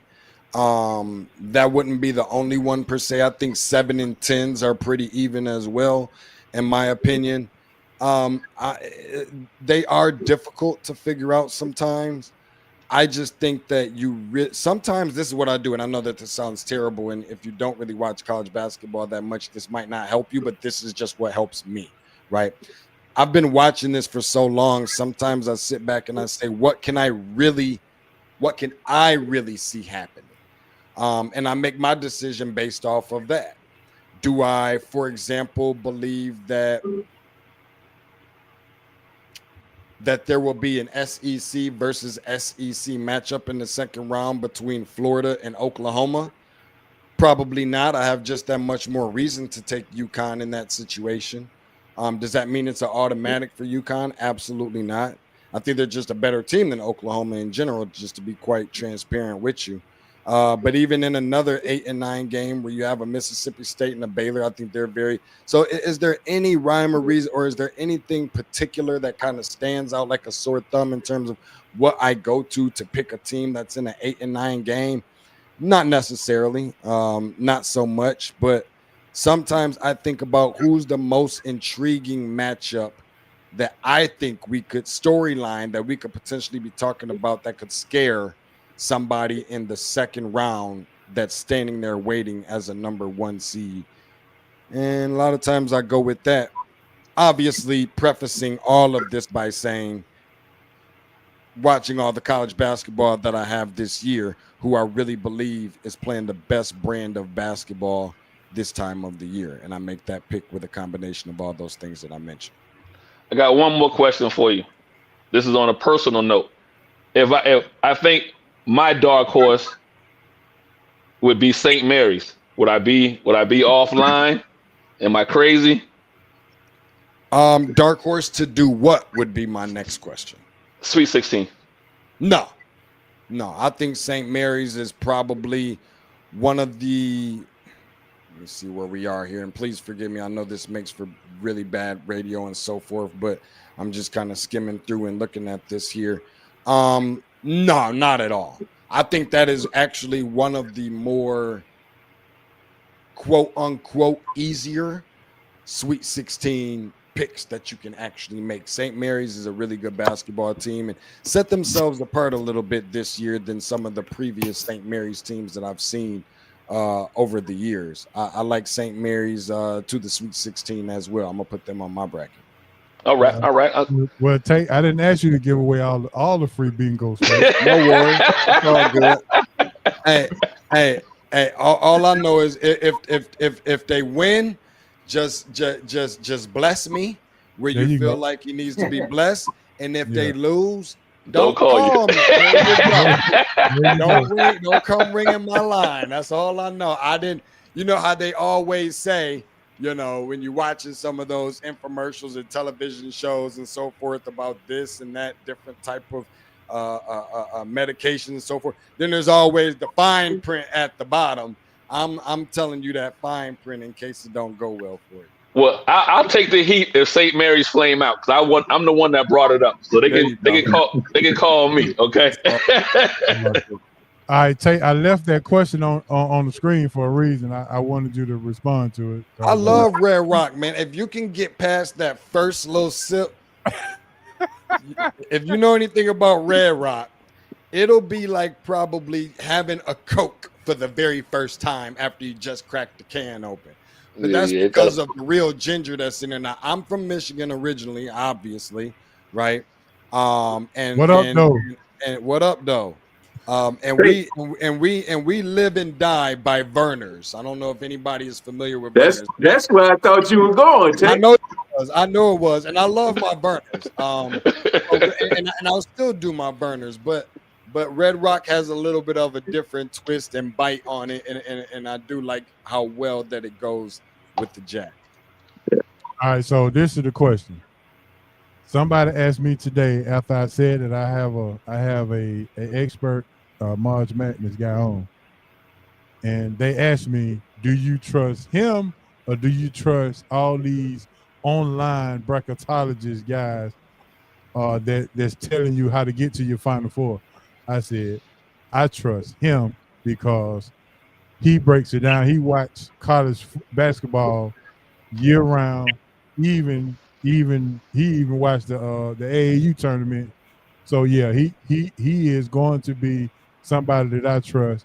And all these social media bracketologist guys, my question now to you is, how much trust should they not or do put into them because they running rampant all on IG, the IG reels and TikTok reels, and come on over here. Let me show you how to get the bracket. I done did this analytical this and that and all this other kind of stuff. How much do you buy into that, or do you believe in bracketologists? I appreciate the kind gesture. First of all, Ho, I feel like you're trying to make me cry, man. No, I'm an inspirational kind of guy, though. And I'm dead serious about that, by the way. But yeah, I'll never tell nobody who to listen to and who not to listen to. I just tell people to follow your own heart. There's a lot of people that say that they do this, and they put in a lot of wear and tear and miles into all of this as well, and been following all season, and maybe has watched more than I have, if there is a such thing. I'm not sure that there is, but I'll still show my respects and homage to those of which whom I do business with, and live and die by this stuff and are passionate about it as well. But everybody also watches with different eyes. And so I always respect that, but I thank God every morning that I wake up with the for blessing me with the eyes and the gift that he has blessed me with. And this is what I'm here for. If I'm not here to educate people on March Madness and college basketball, I don't know what the hell I'm still doing here, to be honest with you. But I'm just I appreciate those of which whom find value in something I'm so passionate about, and literally put my every single thing into, and I dedicate all my time to. Because when everybody else is asleep, I'm up watching. When you talk about these mid-major teams and people want to know which way to go, a lot of those other people are asleep. A lot of those other people are going to send the producer to stay up late night while they go to bed themselves. And when they come in the morning to the studio, now that producer has to send up the food chain, everything that he saw the night before.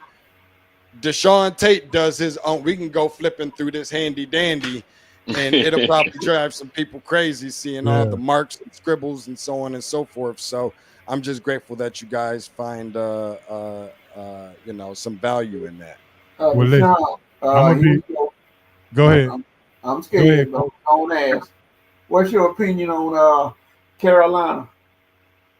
I think that Carolina is going to win the next game. I think they're going to take care of business against Ole Miss. I think you'll be really hard pressed to find anybody who can really give a legit reason as to why Carolina belonged in this NCAA tournament. They didn't belong in the NCAA tournament. They had this. When you take the best player off of a team, and not only that, that's the player of the year nationally, by the way.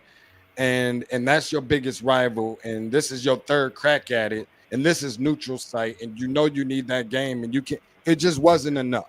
I get the 6-game run that they went on. I thought they were going to be really close, but I think that they needed that one in order to get in, especially after losing, the second meeting. They lose the third one, and I don't think that helped them a whole lot. They went 1-13, I think, against quad ones. Didn't have any wins against quad twos, and may have had a losing record, or maybe I think they had a losing record against quad threes as well, opponents. So I don't think they did enough, but they did enough to get to the first four in the eyes of the committee. They played like the best version of North Carolina back up against the wall when we saw them 24 hours ago. And I think that that's going to overflow into the game when we see them against Ole Miss. And then from there, I don't know what's going to happen, but I feel confident in the game against Ole Miss. And this wouldn't surprise me if we seen them become a Sweet 16 team by any stretch of the imagination. It's all about getting hot at the right time. That's all that this thing is about. And they still have a chance to be able to show that they're a team that can do just that. And Hancock, you heard that right, Hancock? So I heard him. Mr. Tater just earned his spot at the table. Your spot is suspect. I don't know what to say. Correct me if I'm wrong. This wouldn't be the first time we've seen a team go in that probably shouldn't have been in but then go on a run. I want to say for North Carolina, they've been in this position before recently when they were an 11th seed and they made a run to the Final Four. But as far as a bubble team, I think I can go back. I think they might have been a year not too long ago where Duke might have been suspect and they got a higher seed than what everybody thought they should have gotten. But I think it was what UCLA had come off a national championship and then a couple years later was kind of down and out, but then winded up getting selected. And everybody was like, well, how did they get in? It's a brand, right? If you got the brand, you're going to get that extra bump. Well, that's why Carolina got in. Carolina got in because they're North Carolina, and Carolina is going to bring money, and Carolina is going to sell tickets and all that good stuff. So I think that's the first thing, obviously, right? Even more so than that, I think you have to factor in that, there's been some other teams that have done it. I mean, you go back about 3 years ago and you look at this exact same Final Four. UCLA, if you can remember, ended up playing in the first four that year, and they beat Michigan State. They go on to the Final Four that year. VCU under Shaka Smart played in the first four. That was the first ever first four, and they were an 11 seed as well, and they go on to the Final Four. So it's been done before, and in most cases, I think that if I'm not mistaken, every year, I believe this is the case. Please forgive me if it's not. But if I'm not mistaken and my memory serves me correctly, every year there has been a team that has been playing for in the first four and has made it to the Sweet 16 every single year, and they've come out of the first four. So again, does that guarantee anything for Carolina this year? Absolutely not. And you're going to hear a bunch of different scenarios, and I'm sure that there's something for every single seed, even the 16 seeds, for crying out loud, that can feel like they have a case as to why they really believe that they can do the unthinkable, and whether that be win a game or whether that be to make it to the Final Four. But all those scenarios will mean nothing when it's time to go 94 feet long and 50 feet wide. Let me make an observation real quick, Tate. Mm-hmm. After you just said something about North Carolina, mm-hmm. Coach said you earned your stripes to the table, but then you said something that might have moved your chair back from the table as he stood up, looked to the left. I'm only here to give the facts. Yeah, I'm not here for no other reason. I'm not pro Carolina. I'm not anti Carolina. H.O. being messy, Tate. H.O. being messy. Hey, listen, we talking about Carolina, and it's coming from a Duke guy. Of course, it's being messy. Listen. But no, I didn't even wear my SRT shirt today. I wore my Duke shirt today. I see him. Yeah, with the Nike logo. But Coach act like I want to go ask you about North Carolina. I was just trying to save it for last, so I can really get you a real answer. Listen, I'm gonna say this one last thing about Carolina. This is about guard play. I know they don't got the bigs, and everybody's trying to. All the signs and fingers are going to point towards it. If you ask anybody right now, and I mean, you take your analyst, whomever that is, you guys been talking about guys that are analysts and bracketologists and all that. First thing that everybody has to say about Carolina is how Carolina doesn't have the bigs. And I understand that, and I get that, but they only working with, playing the hand of the cards that they were dealt or whatever the case may be. But make no mistake about it, this tournament is about guard play. And guard play, they have. So you definitely got to give them, some respect and some credit and give them an edge to some degree, because you're not going to see many better combinations of guards than what you have right there in North Carolina. Okay, now Tate trying to get some beignets for dessert. I see. You see how I'm going? You see what I'm doing? I understand. Hey, I understand. He a politician, H.O. You know what I mean? You can't be in the game. You can't be in the game this long and not understand how to play both sides. You know what I mean? He said it right there, H.O. Politician. Make America Tate again. That's what I'm talking about. All right, so real quick, since we're talking about North Carolina, the lane violation that ended the season, the 0-3 against Duke.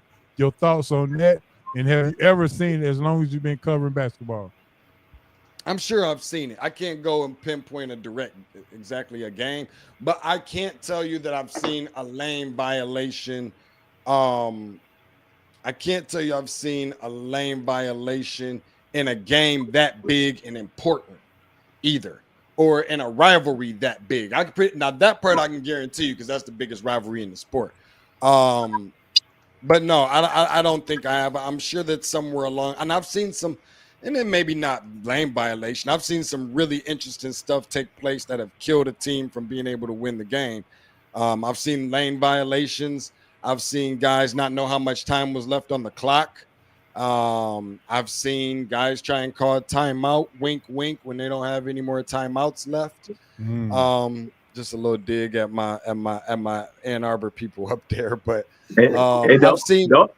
The only reason that one is bigger, Tate, is because the game it was in, that was in the final. That was in the fight, exactly. So that's what I'm saying. I mean, but realistically speaking, I've seen a lot of. I mean, I've seen guys 5-second calls, not getting the ball over half court, having 4 guys on the floor, having 6 guys on the floor. I mean, I've seen a lot of crazy stuff, and I think we just gonna see that much more crazier stuff here over the course of the next 3 weeks. Yeah. Well, Coach was happy when he called timeout. So, Coach, you can go ahead and smile about that championship. No, because he traveled before then. He traveled before that. Yeah. So I mean, it was double jeopardy. He didn't travel. He was just getting ready for the NBA. And all that traveling that he about to be doing in the NBA. Yeah. Yes. All right, Tate. All right, let's get down to it. Let's talk about what everybody want to talk about. Give us, well, first, do you think all 4 number ones will get to the Final Four? Absolutely not. Okay, so that's a no. So, with your experience and with all of the college basketball that you've watched this year, who do you have in your Final Four now that the bracket is out? We did one last week without the bracket. So now that the bracket is out, I need to know, who do you have in your Final Four and who do you have cutting down the nets? Let me first preface by saying that obviously a lot of this is subject to change as long as it's done so before 12 noon on tomorrow, being Thursday, before games tip off. Right. So I still have a little bit more work to do, but as of right now, I think we will get relatively close to an all number 1 seeded Final Four this year. And I also sometimes can't believe that I'm hearing myself say that. In the East region, I am going to pick Duke to go to the Final Four. In the West region, I'm gonna go with St. John's. Love the story there. So they're a 2 seed. That's a 1 seed and a 2 seed. I'm gonna go with another 2 seed to represent the South region. That's gonna be Michigan State. And then that would be a homer pick, would it? Have you been watching college basketball this year? I'm just asking, Tate. I'm just asking too. Don't be questioning that man's authority. No, that's okay. Ask a question. I'm just asking if you've watched. I tell you what, I bet you everybody on this panel knows the answer to your question. That ask if I've been watching college basketball. I promise you, they know that question. They know the answer. Yeah. I don't know yours. No, it's not. No, it's not a homer pick. I mean, listen, I think that they got blessed with an opportunity to be in a favorable bracket in a favorable region. First 2 games played in Cleveland, which was very vulnerable, very favorable for them as well. I mean, they've got the coaching. They've got the depth, they've got the guards, they've got the experience, the things that you need in order to win. Does that mean they're automatically going to do it? Absolutely not. Of course not. But when you start, first of all, we don't go through too many March Madness years without seeing Michigan State representing in some form or fashion. So it's been since 2019 since we've seen that. But these are just typically the type of teams that Tom Izzo rolls out with doing more with less and making it. So I'm gonna go with him as so who do I have so far? I've got Duke as a 1 St. seed John. representing the East. I've got St. John's as a 2 seed out of the West. Yeah, I've got Michigan State as a 2 seed out of the South, and then I've got my national champion as a 1 seed out of the Midwest, which I think is going to be extremely tough for them to even get out of that region, to be honest with you. It's about time that we start giving this guy the respect that he deserves, not only as a Hall of Fame coach, yes, I said it, a Hall of Fame coach, but also winning a national championship in that state, and that's going to be Houston. Sam? Houston, okay, my man said, okay, yes, sir, yes, sir. I might be calling you. I give you your blessings because I think I'm on the same page as you take so far, and how you thinking. I'm thinking just like you. I feel like I'm in your shadow, which is a good thing. So there's no listen, there's no pressure there. I am as and I go back and I'm watching. One thing I don't do is I don't overwatch. I don't overpay attention to what everybody else is saying. I am my own analyst myself, so I've kind of gotten away from really watching what everybody else is doing and who everybody else is picking and why. I don't let that rub off on me. That does no good. I got a mind of my own. I dip in a little bit from time to time, but I will say enough to say that from everything that I've seen, I'm a little bit surprised that more people have not picked Houston to win this national championship. And because of that reason alone, just makes me feel just that much more confident in them being able to do it. Now, they are a team that tends to go through some lapses and some stretches where they don't score it as much. That happens. Now, if you're looking for a team with grown men and physicality, they're your team. But they do have the undersized bigs and they do have the guards, but they're tough as all hell. I mean, they're tough as nails, and they're just great coach. I know. Last year, Houston wound up having injuries at the wrong point, at the wrong part of the season with their backcourt. Yeah, and they still winded up, I think, last year making the Sweet 16. If I'm not mistaken, lost to Duke. That is correct. Yeah. So them coming back. So that's why I'm with you, man. They meet up. I think they meet up with Duke in the Final Four, and they give them a little bit of payback. Man, you looking at my bracket? Hey, listen, take what you want. No, if coach don't. I thought you was looking at the answer key. I'm like, who done snuck in my house? If coach don't give you no shrimp, I got you. No, it's all good, man. I just appreciate you guys for finding the value and carving out time, man, to welcome me on you guys' show. You know, I've been coming on this program, man, for some years, and I always look forward to. I come on not an arrogance thing by any means, of course not, if you know me well enough, but I come on a lot of different shows, local shows, regional shows, national shows, you name it. And this has been one that not only that has shows me a lot of love, but one that I look forward to around this time every single year because I know what I'm gonna get. I don't have to be uptight. I know guys value my opinion. I know that guys, we have fun and we fellowship amongst brothers, man. So I'm grateful that you guys, not even about me coming on, I'm grateful that you guys still have this thing going. There you go. All right, so we're gonna go around the horn, and I got a 3-point shot for you, Tate. So Asa, you got the same Final Four that Tate has, right? No, well, I tell you what I have, and I'm not gonna lie to you. This is one of 9 that I gotta push. No, wait, I'm sorry. That was my question to you guys. Are you guys one bracket guys, or are you guys multiple bracket guys? I got my show, DNA Sports Talk. We got a bracket. I'm a bracket at work. I'm a bracket here. I'm a bracket. But are they all the same bracket? No. So you switch in and out different teams. Well, no, I don't do that either. I mean, I'll stay with what. I mean, there are going to be some things that I'll hold tight with, especially in those first 2 days.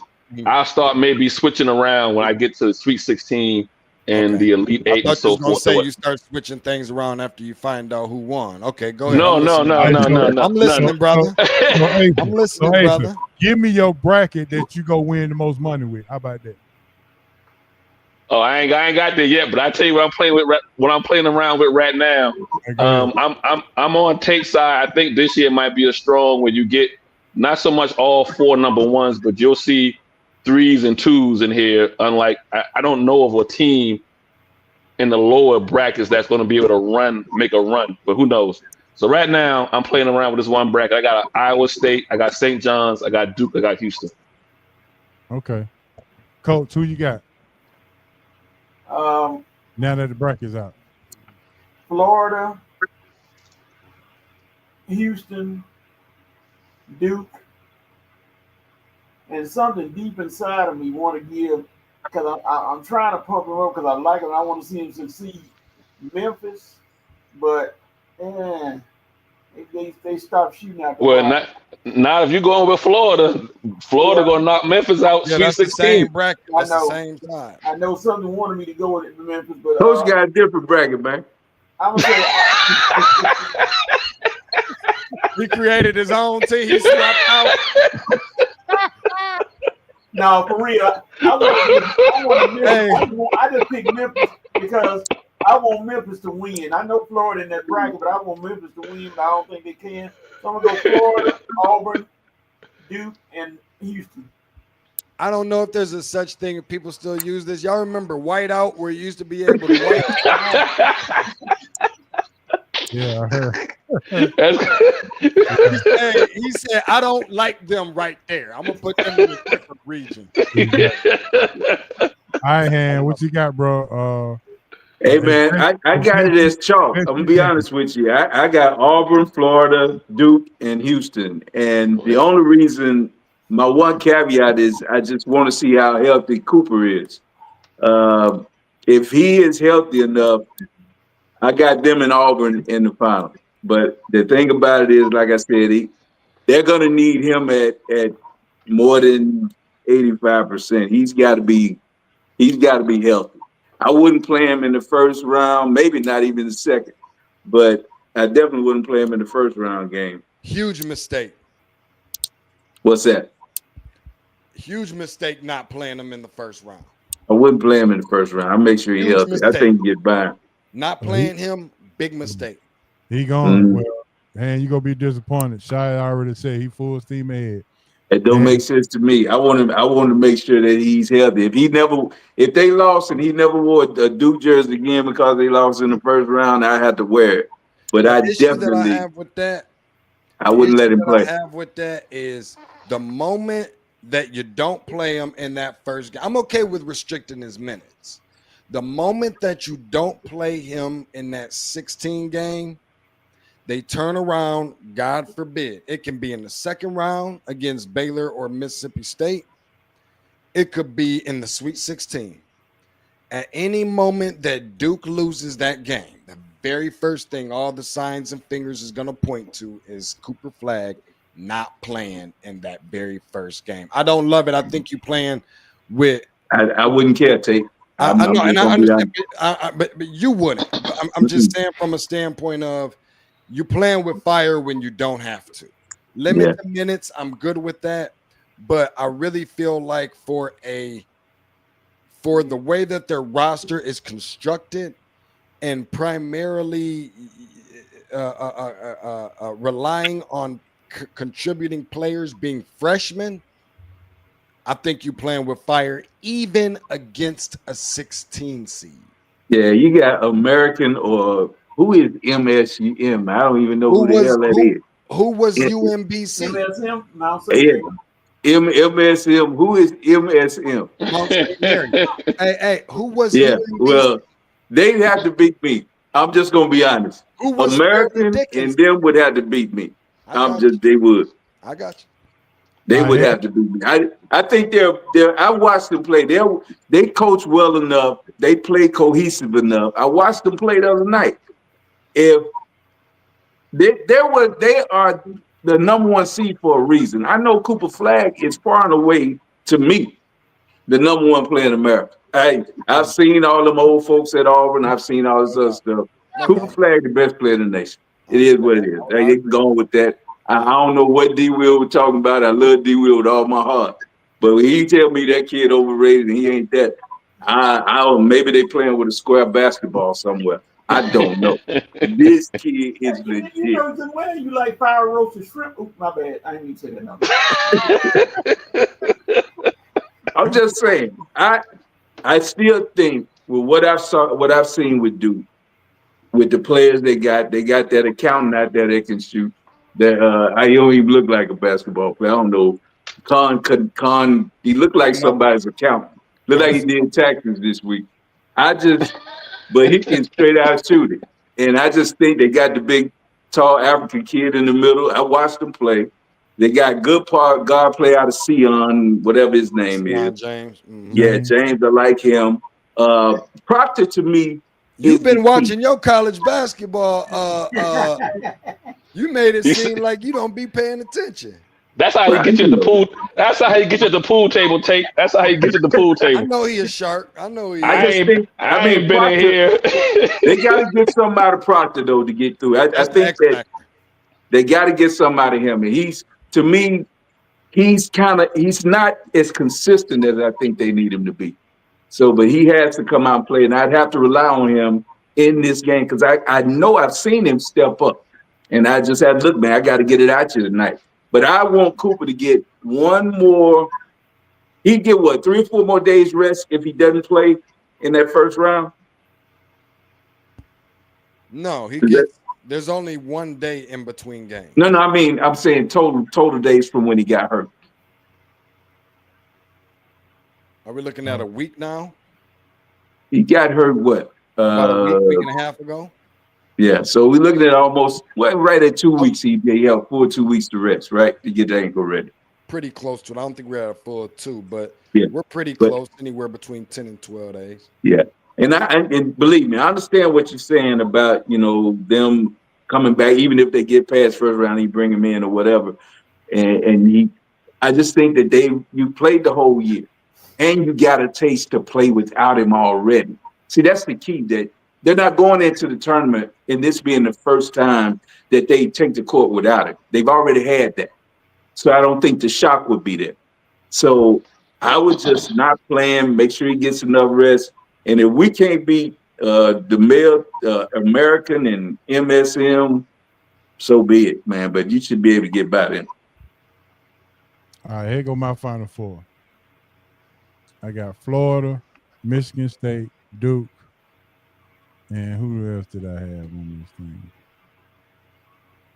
Let's see. Got blue bloods in there. Florida's now officially a blue blood, in my opinion. You missing somebody out of the Midwest region. Gotta be Houston, man. I had Houston. Gotta be Houston. I had Houston, Duke, Michigan State, and Florida. I think Clemson is so good. Clemson can be right there. You think so? I think if there's 3 teams out of that region that's gonna go to the Final Four, no questions asked. I think that is well, that requires Clemson beating Houston. That's Houston, Clemson, and Gonzaga. Those are the 3 teams. You don't have to look further down on that in that particular region to find out who's going to be representing that region. I think it's between those 3.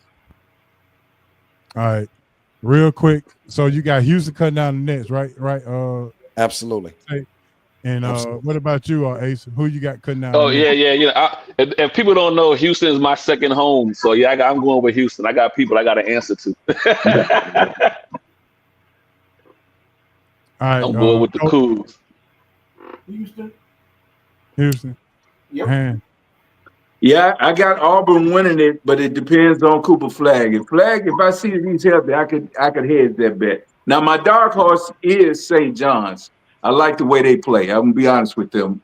That's a dark horse that I kind of got them sitting around. They kind of hunting around that chicken coop down there.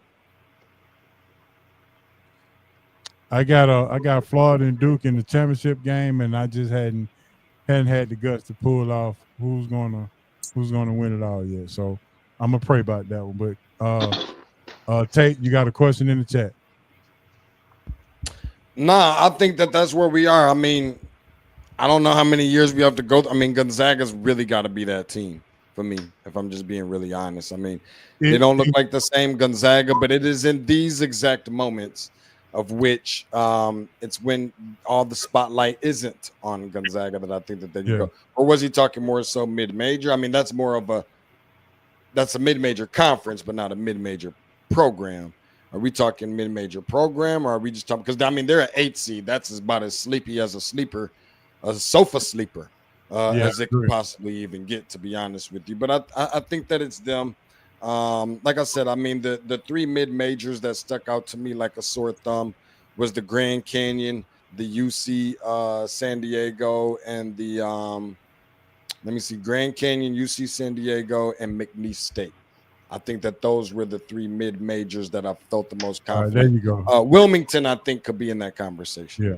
D. Will. Hey, let me ask you. I know you said Michigan State, but I got them in Marquette. I do have them getting past Marquette, but I think that's going to be a good matchup. What do you think about Marquette? I think that it definitely would be. They played Marquette 2 years ago in the second round, same spot of the NCAA tournament. Or was that the first one? No, second round of the NCAA tournament. Michigan State took care of business on that one. Cam Jones is one of the best point guards in the country, if not the best point guard in the country. And I love Cam Jones, man. That dude is a real ball player. And when they got that draw on Selection Sunday just a few nights ago, his eyes lit up like a Christmas tree from everything that I've heard from everybody. And the reason why is because he really felt like that was a game 2 years ago that really bothered him by not getting that win. So as he's gritting his teeth and rubbing his hands together like he has a steak in front of him with a napkin wrapped around his neck, knowing that he could potentially play Michigan State again, I think that he's looking forward to going crazy. It's just going to be the other guys around him like David Joplin and some of the others. They don't go as deep as Michigan State does, so I don't love that idea. Marquette has had such an up and down season. I think I liked them a lot more last year than I did this year. But Marquette can definitely be a sleeper. Anybody, coached by Shaka Smart can be dangerous. All right, there's your question in the chat again. He asking about Creighton. I think Creighton is tough. Those 8-9 matchups are always really, really tight and really close. I think Creighton is obviously good. However, I think they made Elite 8 on last year. We've been talking about them beating down the doors, to making a run as a Cinderella since we were talking about Gonzaga doing it years ago. So many teams have passed them up. George Mason has passed them up. VCU has passed them up. There's been so many teams before we've gotten to a point where we've seen them actually break through and make a run to the Final Four. Can they do it this year? Sure. Can they be the team that beats Auburn in the second round? I guess. I wouldn't put my money on it, but would it surprise me? No. Ryan Kochbrenner is tough. He's actually, I think he just broke Patrick Ewing's record for most blocks in the conference like last week or something like that. They usually always got a pretty tough team, but they don't have nearly the talent or the sometimes toughness, in my opinion, to get to a certain point representing the Big East and going to the Final Four. Tate, that's what you were just saying now is how I feel about Iowa State. Like, they've always seemed to have a good program and a good team, and they just, for some reason, falter in the first round or day 2, get beat by a buzzer beater.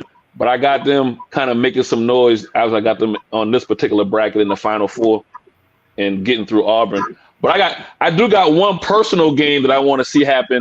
I'm pulling for Oklahoma to beat UConn because I have not become a big fan of Hurley. And so I like to send them home real early. I just feel like there's some decorum that needs to be shown as a head coach. Sure.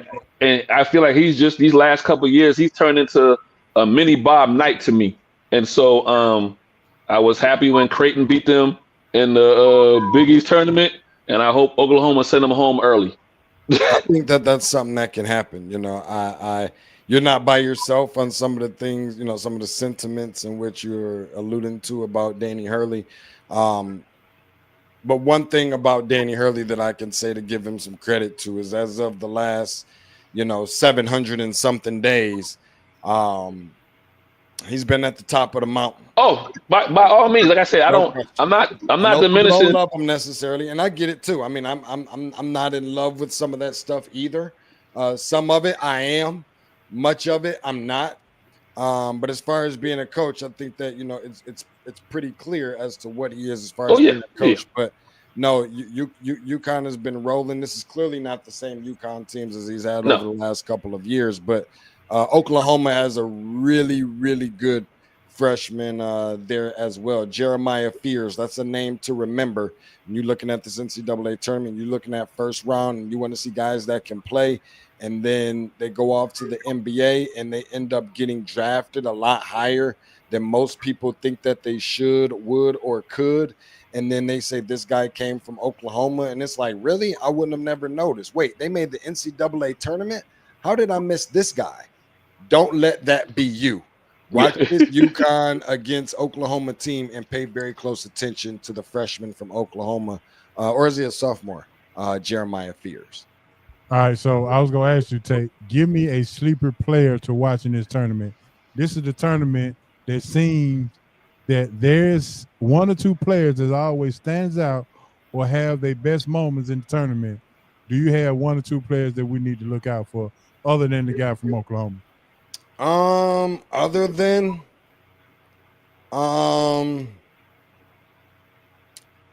I think that Cam Jones is definitely going to be the one. I'll give you one from every region. In the South region, I'm going to go with Cam Jones from Marquette. I mentioned him earlier, so let's go with a new one. Let's go with New Mexico's Donovan Dent, who's a guard there. One for the West region.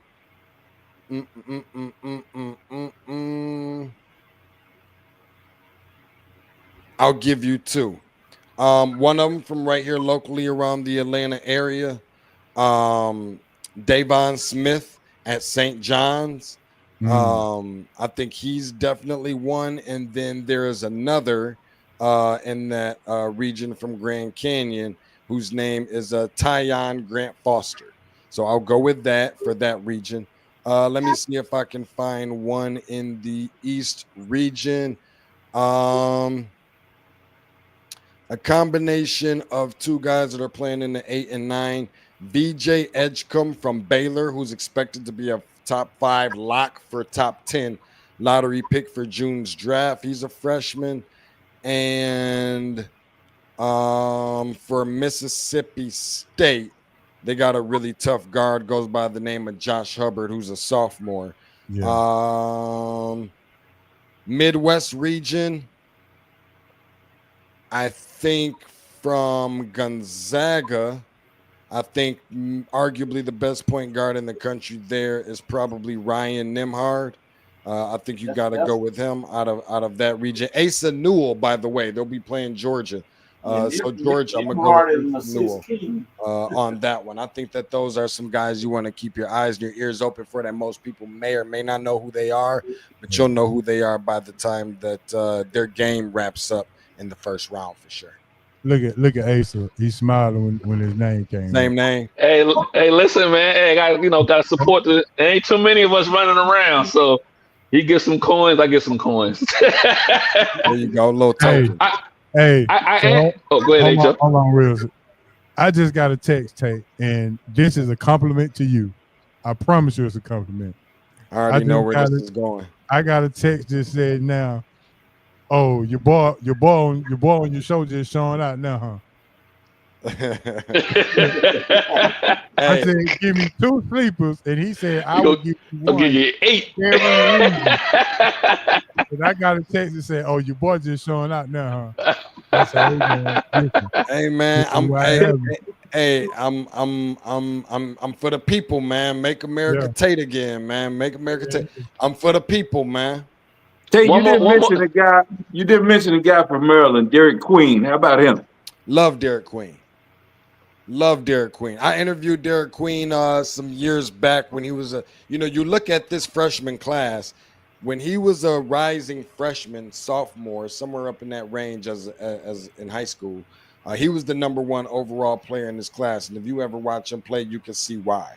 Yeah. Great handle for a guy of his size. If there's a guy that reminds me, if you remember the big guy, I can't think of his name right off, but helped lead NC State to the Final Four on last year, bigger gentleman. Oh, That's who Real he big kind guy. of. Say it again. I was trying to think of that big guy's name. Correct. That's who Queen reminds me of. A great handle. He's got tools, measurements, size, physicality, ball handling skills. That kid's got the total package, man. That kid is good, and you won't see him back on in That's college. Yeah, in there my you reach. Yeah. That's in DJ my reach. Burns. Thank Yep. you. hey, do you? Go ahead. One more, one more question, Ho, for Tate. Do you think Sears in Alabama is going to have another great run like he had last year? I think they're capable of it, but something tells me that they don't, and I'll tell you why. I think they've put themselves in a position to where they don't defend well enough. I think their mentality is really primarily all about Offense. if the game is tight and we have the ball at the end of the game, you win basketball games by scoring more points than the other team. And I don't think that mentality helps you when you combine that with being a team that lives and dies from 3 so much. Okay. I don't love that idea. Do they have the talent? Guys returning? Do they have the coaching? Do they have the depth? They have everything. But I sometimes think that their style of play and not being able to call an audible and transition into playing another style, scheme, brand of basketball is where I think kind of messes them up a little bit. Okay. Mercy Miller for Houston. Let's talk about his game. How do you think he would do? Master P's son is at Houston. Mercy Miller as a freshman. It's going to take some time. I mean, I think that by the time he gets a chance to really see the floor, he'll be just fine. Kelvin Sampson put him in a great position and situation where he can be successful. One of the better places that I think he really could have gone based off of some of the offers that I believe he had. But a ball player for sure, no question. He's in a position to where he's also going to be so good, not just based off of his talent, but because of the tutelage and the wing that he's been taken under from Kelvin Sampson will be another reason that he's so good. And because he's in there practicing with not only really good players, not only good players that have played on this level before. Remember, some of these guys are returning back from Houston that made a run again to the Final Four that year 3 years ago. But when you're learning from guys who I presume is going to ultimately be the national champions, that puts you in, a really good position to be successful moving forward. All right. Go ahead. I got 2 things. Just flashback. People remember. I can't believe Master P was like 1 day away from being on an NBA team on their roster. And then I got a question for you, Tate, about Rick Pitino. Like, how great is he? What has he done now? 6 different teams to get to the dance? Yeah, something like that. I think it started out at Boston and then took Boston Terriers, took Providence to the Final Four where Billy Donovan was his point guard, if you can remember that. Right. He goes from there and goes to Kentucky, wins a national championship, leaves and go to the NBA, come back, takes Louisville. They win a national championship. Then there's Iona, took them to the NCAA tournament, and now a regular season championship in addition to a conference tournament championship in the same season. And that ain't just for any team. That is St. John's basketball, for crying out loud. So I think there is something to say about that. And as much as we hoop and holler and rave about John Wooden, as much as we hoop and holler and rave about Dean Smith, same thing about Roy, same thing about Coach K, Jim Calhoun, Jim Boeheim. The one name that I feel like gets disrespected sometimes is Ricky P. And he's definitely put himself in that conversation. And I don't think that there's nearly as much of a stretch as people think that it is, or a reach, to say that he's the best college basketball coach that we've ever seen. All right, fellas, it's time for our 3-point shot. This is one of Coach's favorite segments. And before I even mention this, I want to say this, and I want to thank you, and I'm gonna be transparent. And I'm not trying to make you cry, but I do have to tell you that because of the popularity and because we have seen you on TV, we've seen you on radio, we've seen you travel to other states when March Madness come on, I wrote on my vision board to make sure that Tate comes on my show to give us what we need in March. And there is a God. I would say that. And with that being said, my 3-point shot, which is a question that makes you think, was created because of you, my friend. So the first question is this. Give me your final 4 of coaches all time. If you had not the team, but your final 4 coaches of all time. And we're gonna go around the room with that.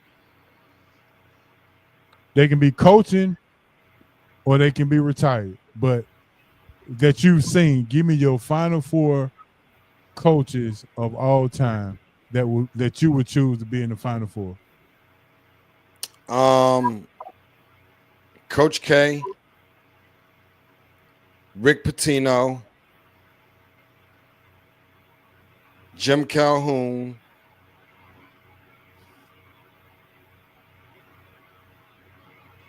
and Bobby Knight. All right, Ace. Give me your big guy. Oh my God! Wait, no. The big guy out of Georgetown. Oh my God! That was so tough. Hey, Thompson. Wait, I like my 4.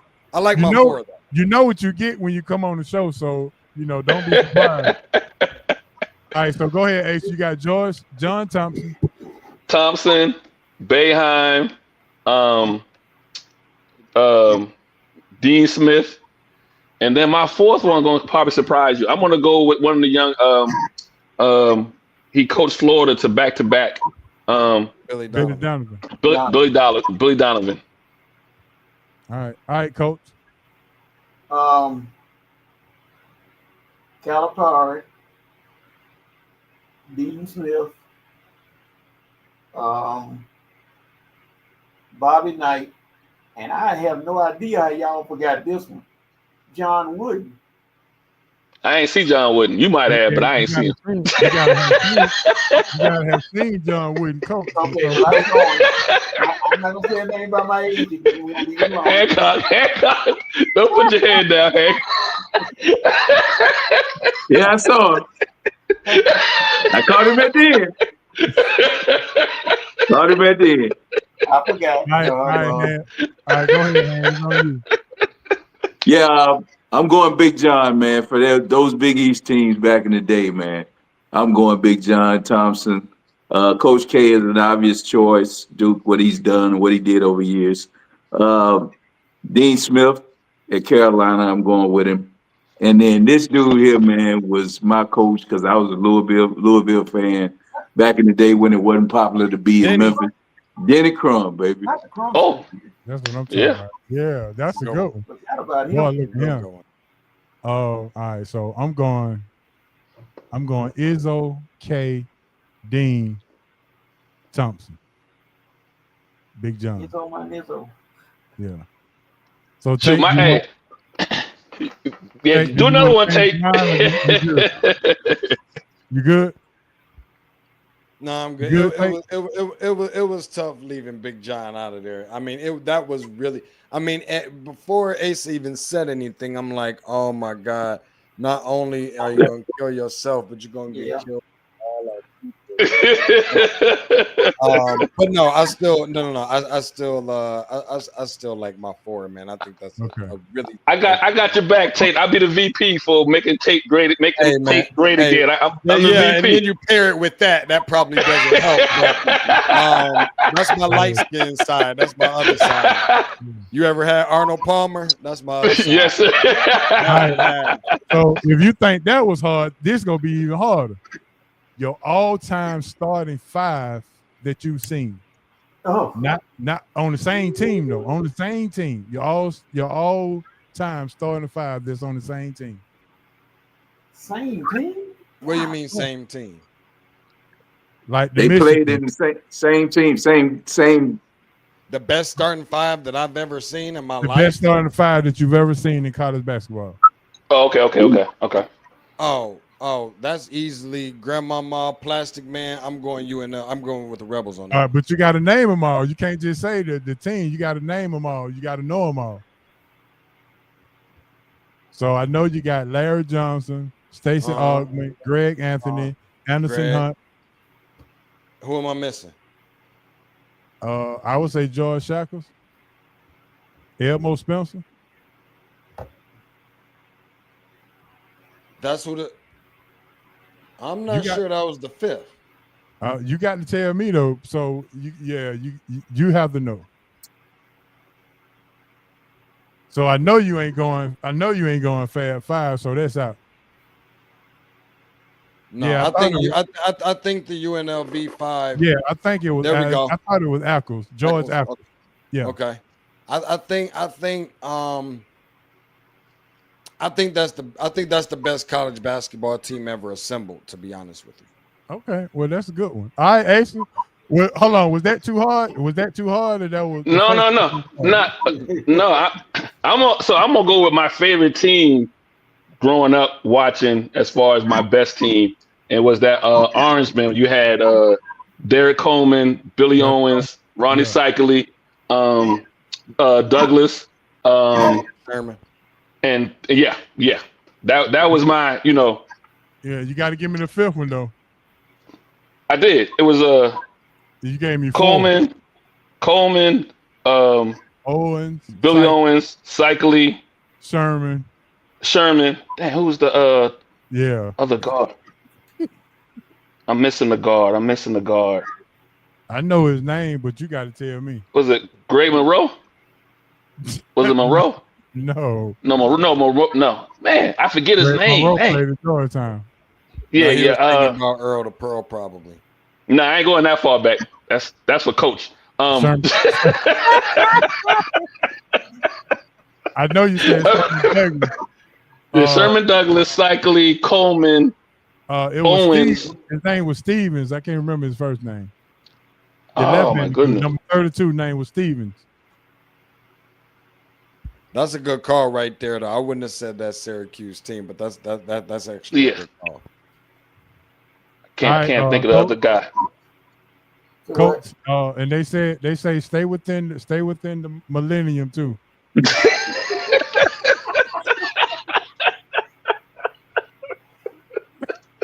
We love you, Coach. I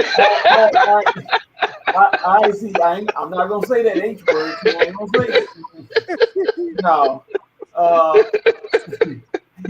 Field forward, guard, Jordan, shooting guard, Big Game James, small forward, Rasheed Wallace, power forward, Sam Perkins. It wasn't on the same. Hold on, Coach. Coach, this same PlayStation. Oh, hold it. Y'all, when you said same team, you mean the same team in the same He year? means the same roster. Yeah. I'm the same team on the same school. No. Okay, I got you. Okay. No. That was a good one, though, Coach. That was a slick one. Coach, that was a slick one. I didn't think about that one. I thought when he said same team, he was thinking about the program. No. They had to play together, Coach. Hey, They do on PlayStation. Hey, Joe, your shrimp quantity and your one now. You like po' boy. Your po' boy got cut in half. Oh, Lord. I mean, if anything, it's the 82 Tar Heels. 82 Tar Heel. All right, so you got what you got? Jimmy Black. Black, Montrose. Whoa. No, Montrose is 90. No, you had Brad Daugherty, man. Brad Daugherty was on that thing. Let me use my powers of throwing y'all off so y'all can go to somebody else. There he go with that. Hey, there he go with that whiteout again.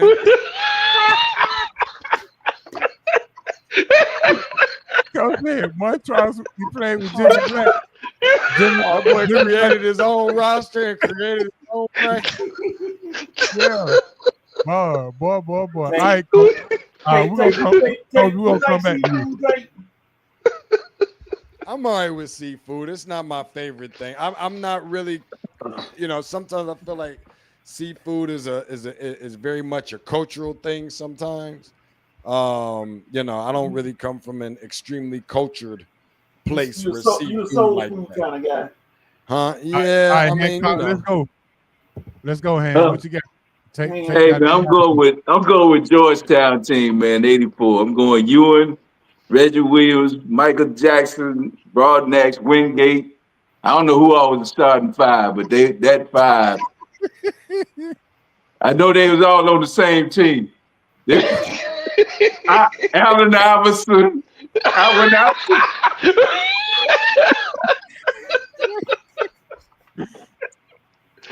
Hey, take. When we on the campaign train, every once in a while you got a swing state. That's coach. You know what I mean? You got. Yeah, but I'm going with that Georgetown team. Big on. I know you got to go, but last question, real quick, and you can go ahead and take it, and you can roll out. Give me your best NCAA March Madness moment. Ooh. The one that sticks out the most. Oh. Yeah, I don't even think that that's possible, to be honest with you. I don't. I mean, I obviously seeing my team win a national championship. Jesus Christ, it's been 25 years now. It can be the Mo Peak team, and that could very much well be it. But I mean, one that is always and forever gonna be memorable is the 2016 for the championship. The Chris Jenkins shot for Villanova over North Carolina. Yeah, buzzer. Man. That's gonna be right there. I know. Oh. So go with Leitner and whatever else, but it's Coach say no shrimp for you now.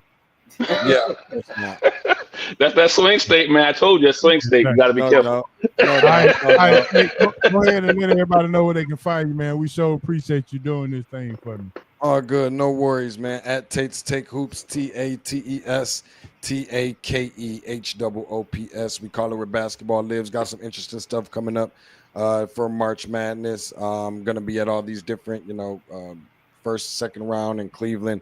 Obviously, the regional. Hope to see y'all brothers at the Sweet 16 and Elite 8 next weekend here in Atlanta. Hope this ain't the first time that you're hearing of this. So that's another piece. And on to my, 9th or 10th consecutive Final Four now that has been played. And ever since 15, I said that I wasn't going to miss one. So now we're about to make it 9 years in a row. Would have made 10, but there was COVID. So appreciate you guys for just finding some value in something that I put literally my everything into, and I'm grateful and it's overly appreciated. I'm thankful for this space that you guys obviously have continued to do this. It means more than you know. Absolutely, man. We appreciate it, man. And I can tell you this: I don't know any guest or anybody who have as much fun and talk as much real talk sports as Sports Roundtable as we do on here. We really appreciate it, bro. You're more than welcome any time. Thank you. And man, please be safe. Hold down, Tate. Will do. Thank you guys. Appreciate it. And I gotta see them brackets when y'all done with them before 12 noon tomorrow. Yes, sir. And I better not see no whiteout on that thing. All right, bro. Appreciate it. Yes, sir. All right, Asa, give me your most memorable March Madness moment. I'm gonna tell you the moment that made me hate Duke. is that moment when Chris when Leighton stepped on who was it, Mashburn or whoever for Kentucky and did not get tossed out. That was the moment I will forever hate Duke, and that was during the tournament. It was Timberlake. Yeah. So what? That's the moment I mean, there's other moments too, but I remember that moment as like, how in the world did this guy did not get kicked out of the game, stomping on another man's chest in the middle of the floor? Yeah. I don't understand how he didn't either on that one, to be honest with you. All right, that's my most memorable moment. All right, I'm gonna pull up one y'all ain't heard in a while, but I know you seen it. It just captured everybody's heart when R.J. Hunter hit that game-winning shot in front of his daddy, and his daddy fell off his stool and just got up and he hugged his son like, wow. That was a big moment. Beat that one. Yeah. I got to go back to 1982. The night the legend was born. Yep, in the corner. In the corner with the tongue out. Black Mike. That's the most iconic one I can go with, y'all. That's what I got to go with. That's when it was born. All right, I'm going 92. So when Duke beat UNLV? 2.1 second left. Grant Hill involves the bag. Leighton catches at the free throw line. They beat Kentucky. Ain't that the game? Ain't that the game he wasn't supposed to be in? Ain't that the same game? Yeah. In the first half, that's the reason why I can't say he wasn't even supposed to be in the game. He didn't miss the shot. He was supposed to be in the locker room that game after stomping on that man's chest in the first half. He wasn't even supposed to be there to catch the ball. He went 10 for 10 from the line and 10 for 10 from the field. So we got iconic moments in the same game for totally different reasons. Yeah, because you've been a hater. Yeah, exactly. Hey man, it has come down to we done ran all the way past. I mean, I hope I don't make y'all late for playing y'all lottery numbers tonight because they closed the 10. So let's go ahead and get up out of here, man. Shout out to Tate, shout out to Coach, shout out to Ace, and shout out to everybody tuned in, even the new listeners. I know we got some new listeners in here tonight checking us out. I've been getting texts all day, all night. Hancock, man, so appreciate you coming on up in here, man, and gracing us with your presence, man. I know the drive been long. I know everything been kind of uptight, and they've been having you with different responsibilities and things of that nature. But man, look here, it's always good to have my big homie up in the house, man, so we can talk that talk. Yes, sir. I appreciate it, big homie. Yeah. All right, hey, so what you got? Hey, man, excuse me. Always, every time I'm on, a shout out to the SRT team, your fan base, everybody in the chat. Coach, love you, man. Sometimes it's just you got the aspirations tonight. You know what I mean? So we love you. It's all in love. Hancock, just seeing you, man. So I appreciate it. Always check me out. My other partner, Don, the D and DNA. We come on every Monday. Just go to DNA Sports Talk on all social media, and you can find us there.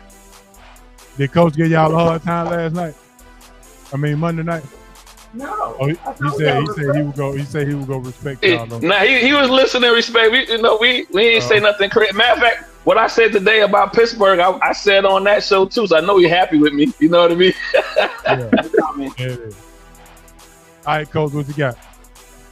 I just want to say thanks to everybody, all you guys who chop it up every win we can get a chance. Thank you for the traffic that Hancock managed to get through to be here on the show. No traffic.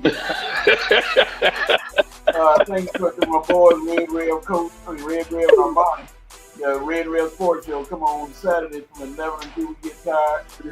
Shout out to everybody who listens to the show, the usual listeners and everybody. And man, it's always fun when you talk sports and just laugh about it. No animosity, no anger, and no shrimp. I mean, There it is, man. I can't thank Tate enough for coming on, man. I know we enjoyed him. Every time he come on, he texts me right after the show and tell me how much fun he had, how much he appreciated. So thank you guys for allowing Tate to come on and really allow him to be in his zone. All right, Han, what you got? Hey man, I just enjoyed being back in the seat, man, and y'all present. Hey, coach, big homie, man, I appreciate it, man. I miss hanging out with y'all, man. It's been fun, been great. Tate and his takes for college basketball, man, really put it over the top tonight. So having that insight, I really enjoyed it, man. And also, learning from Coach that we got a Final Five coming. Final Four.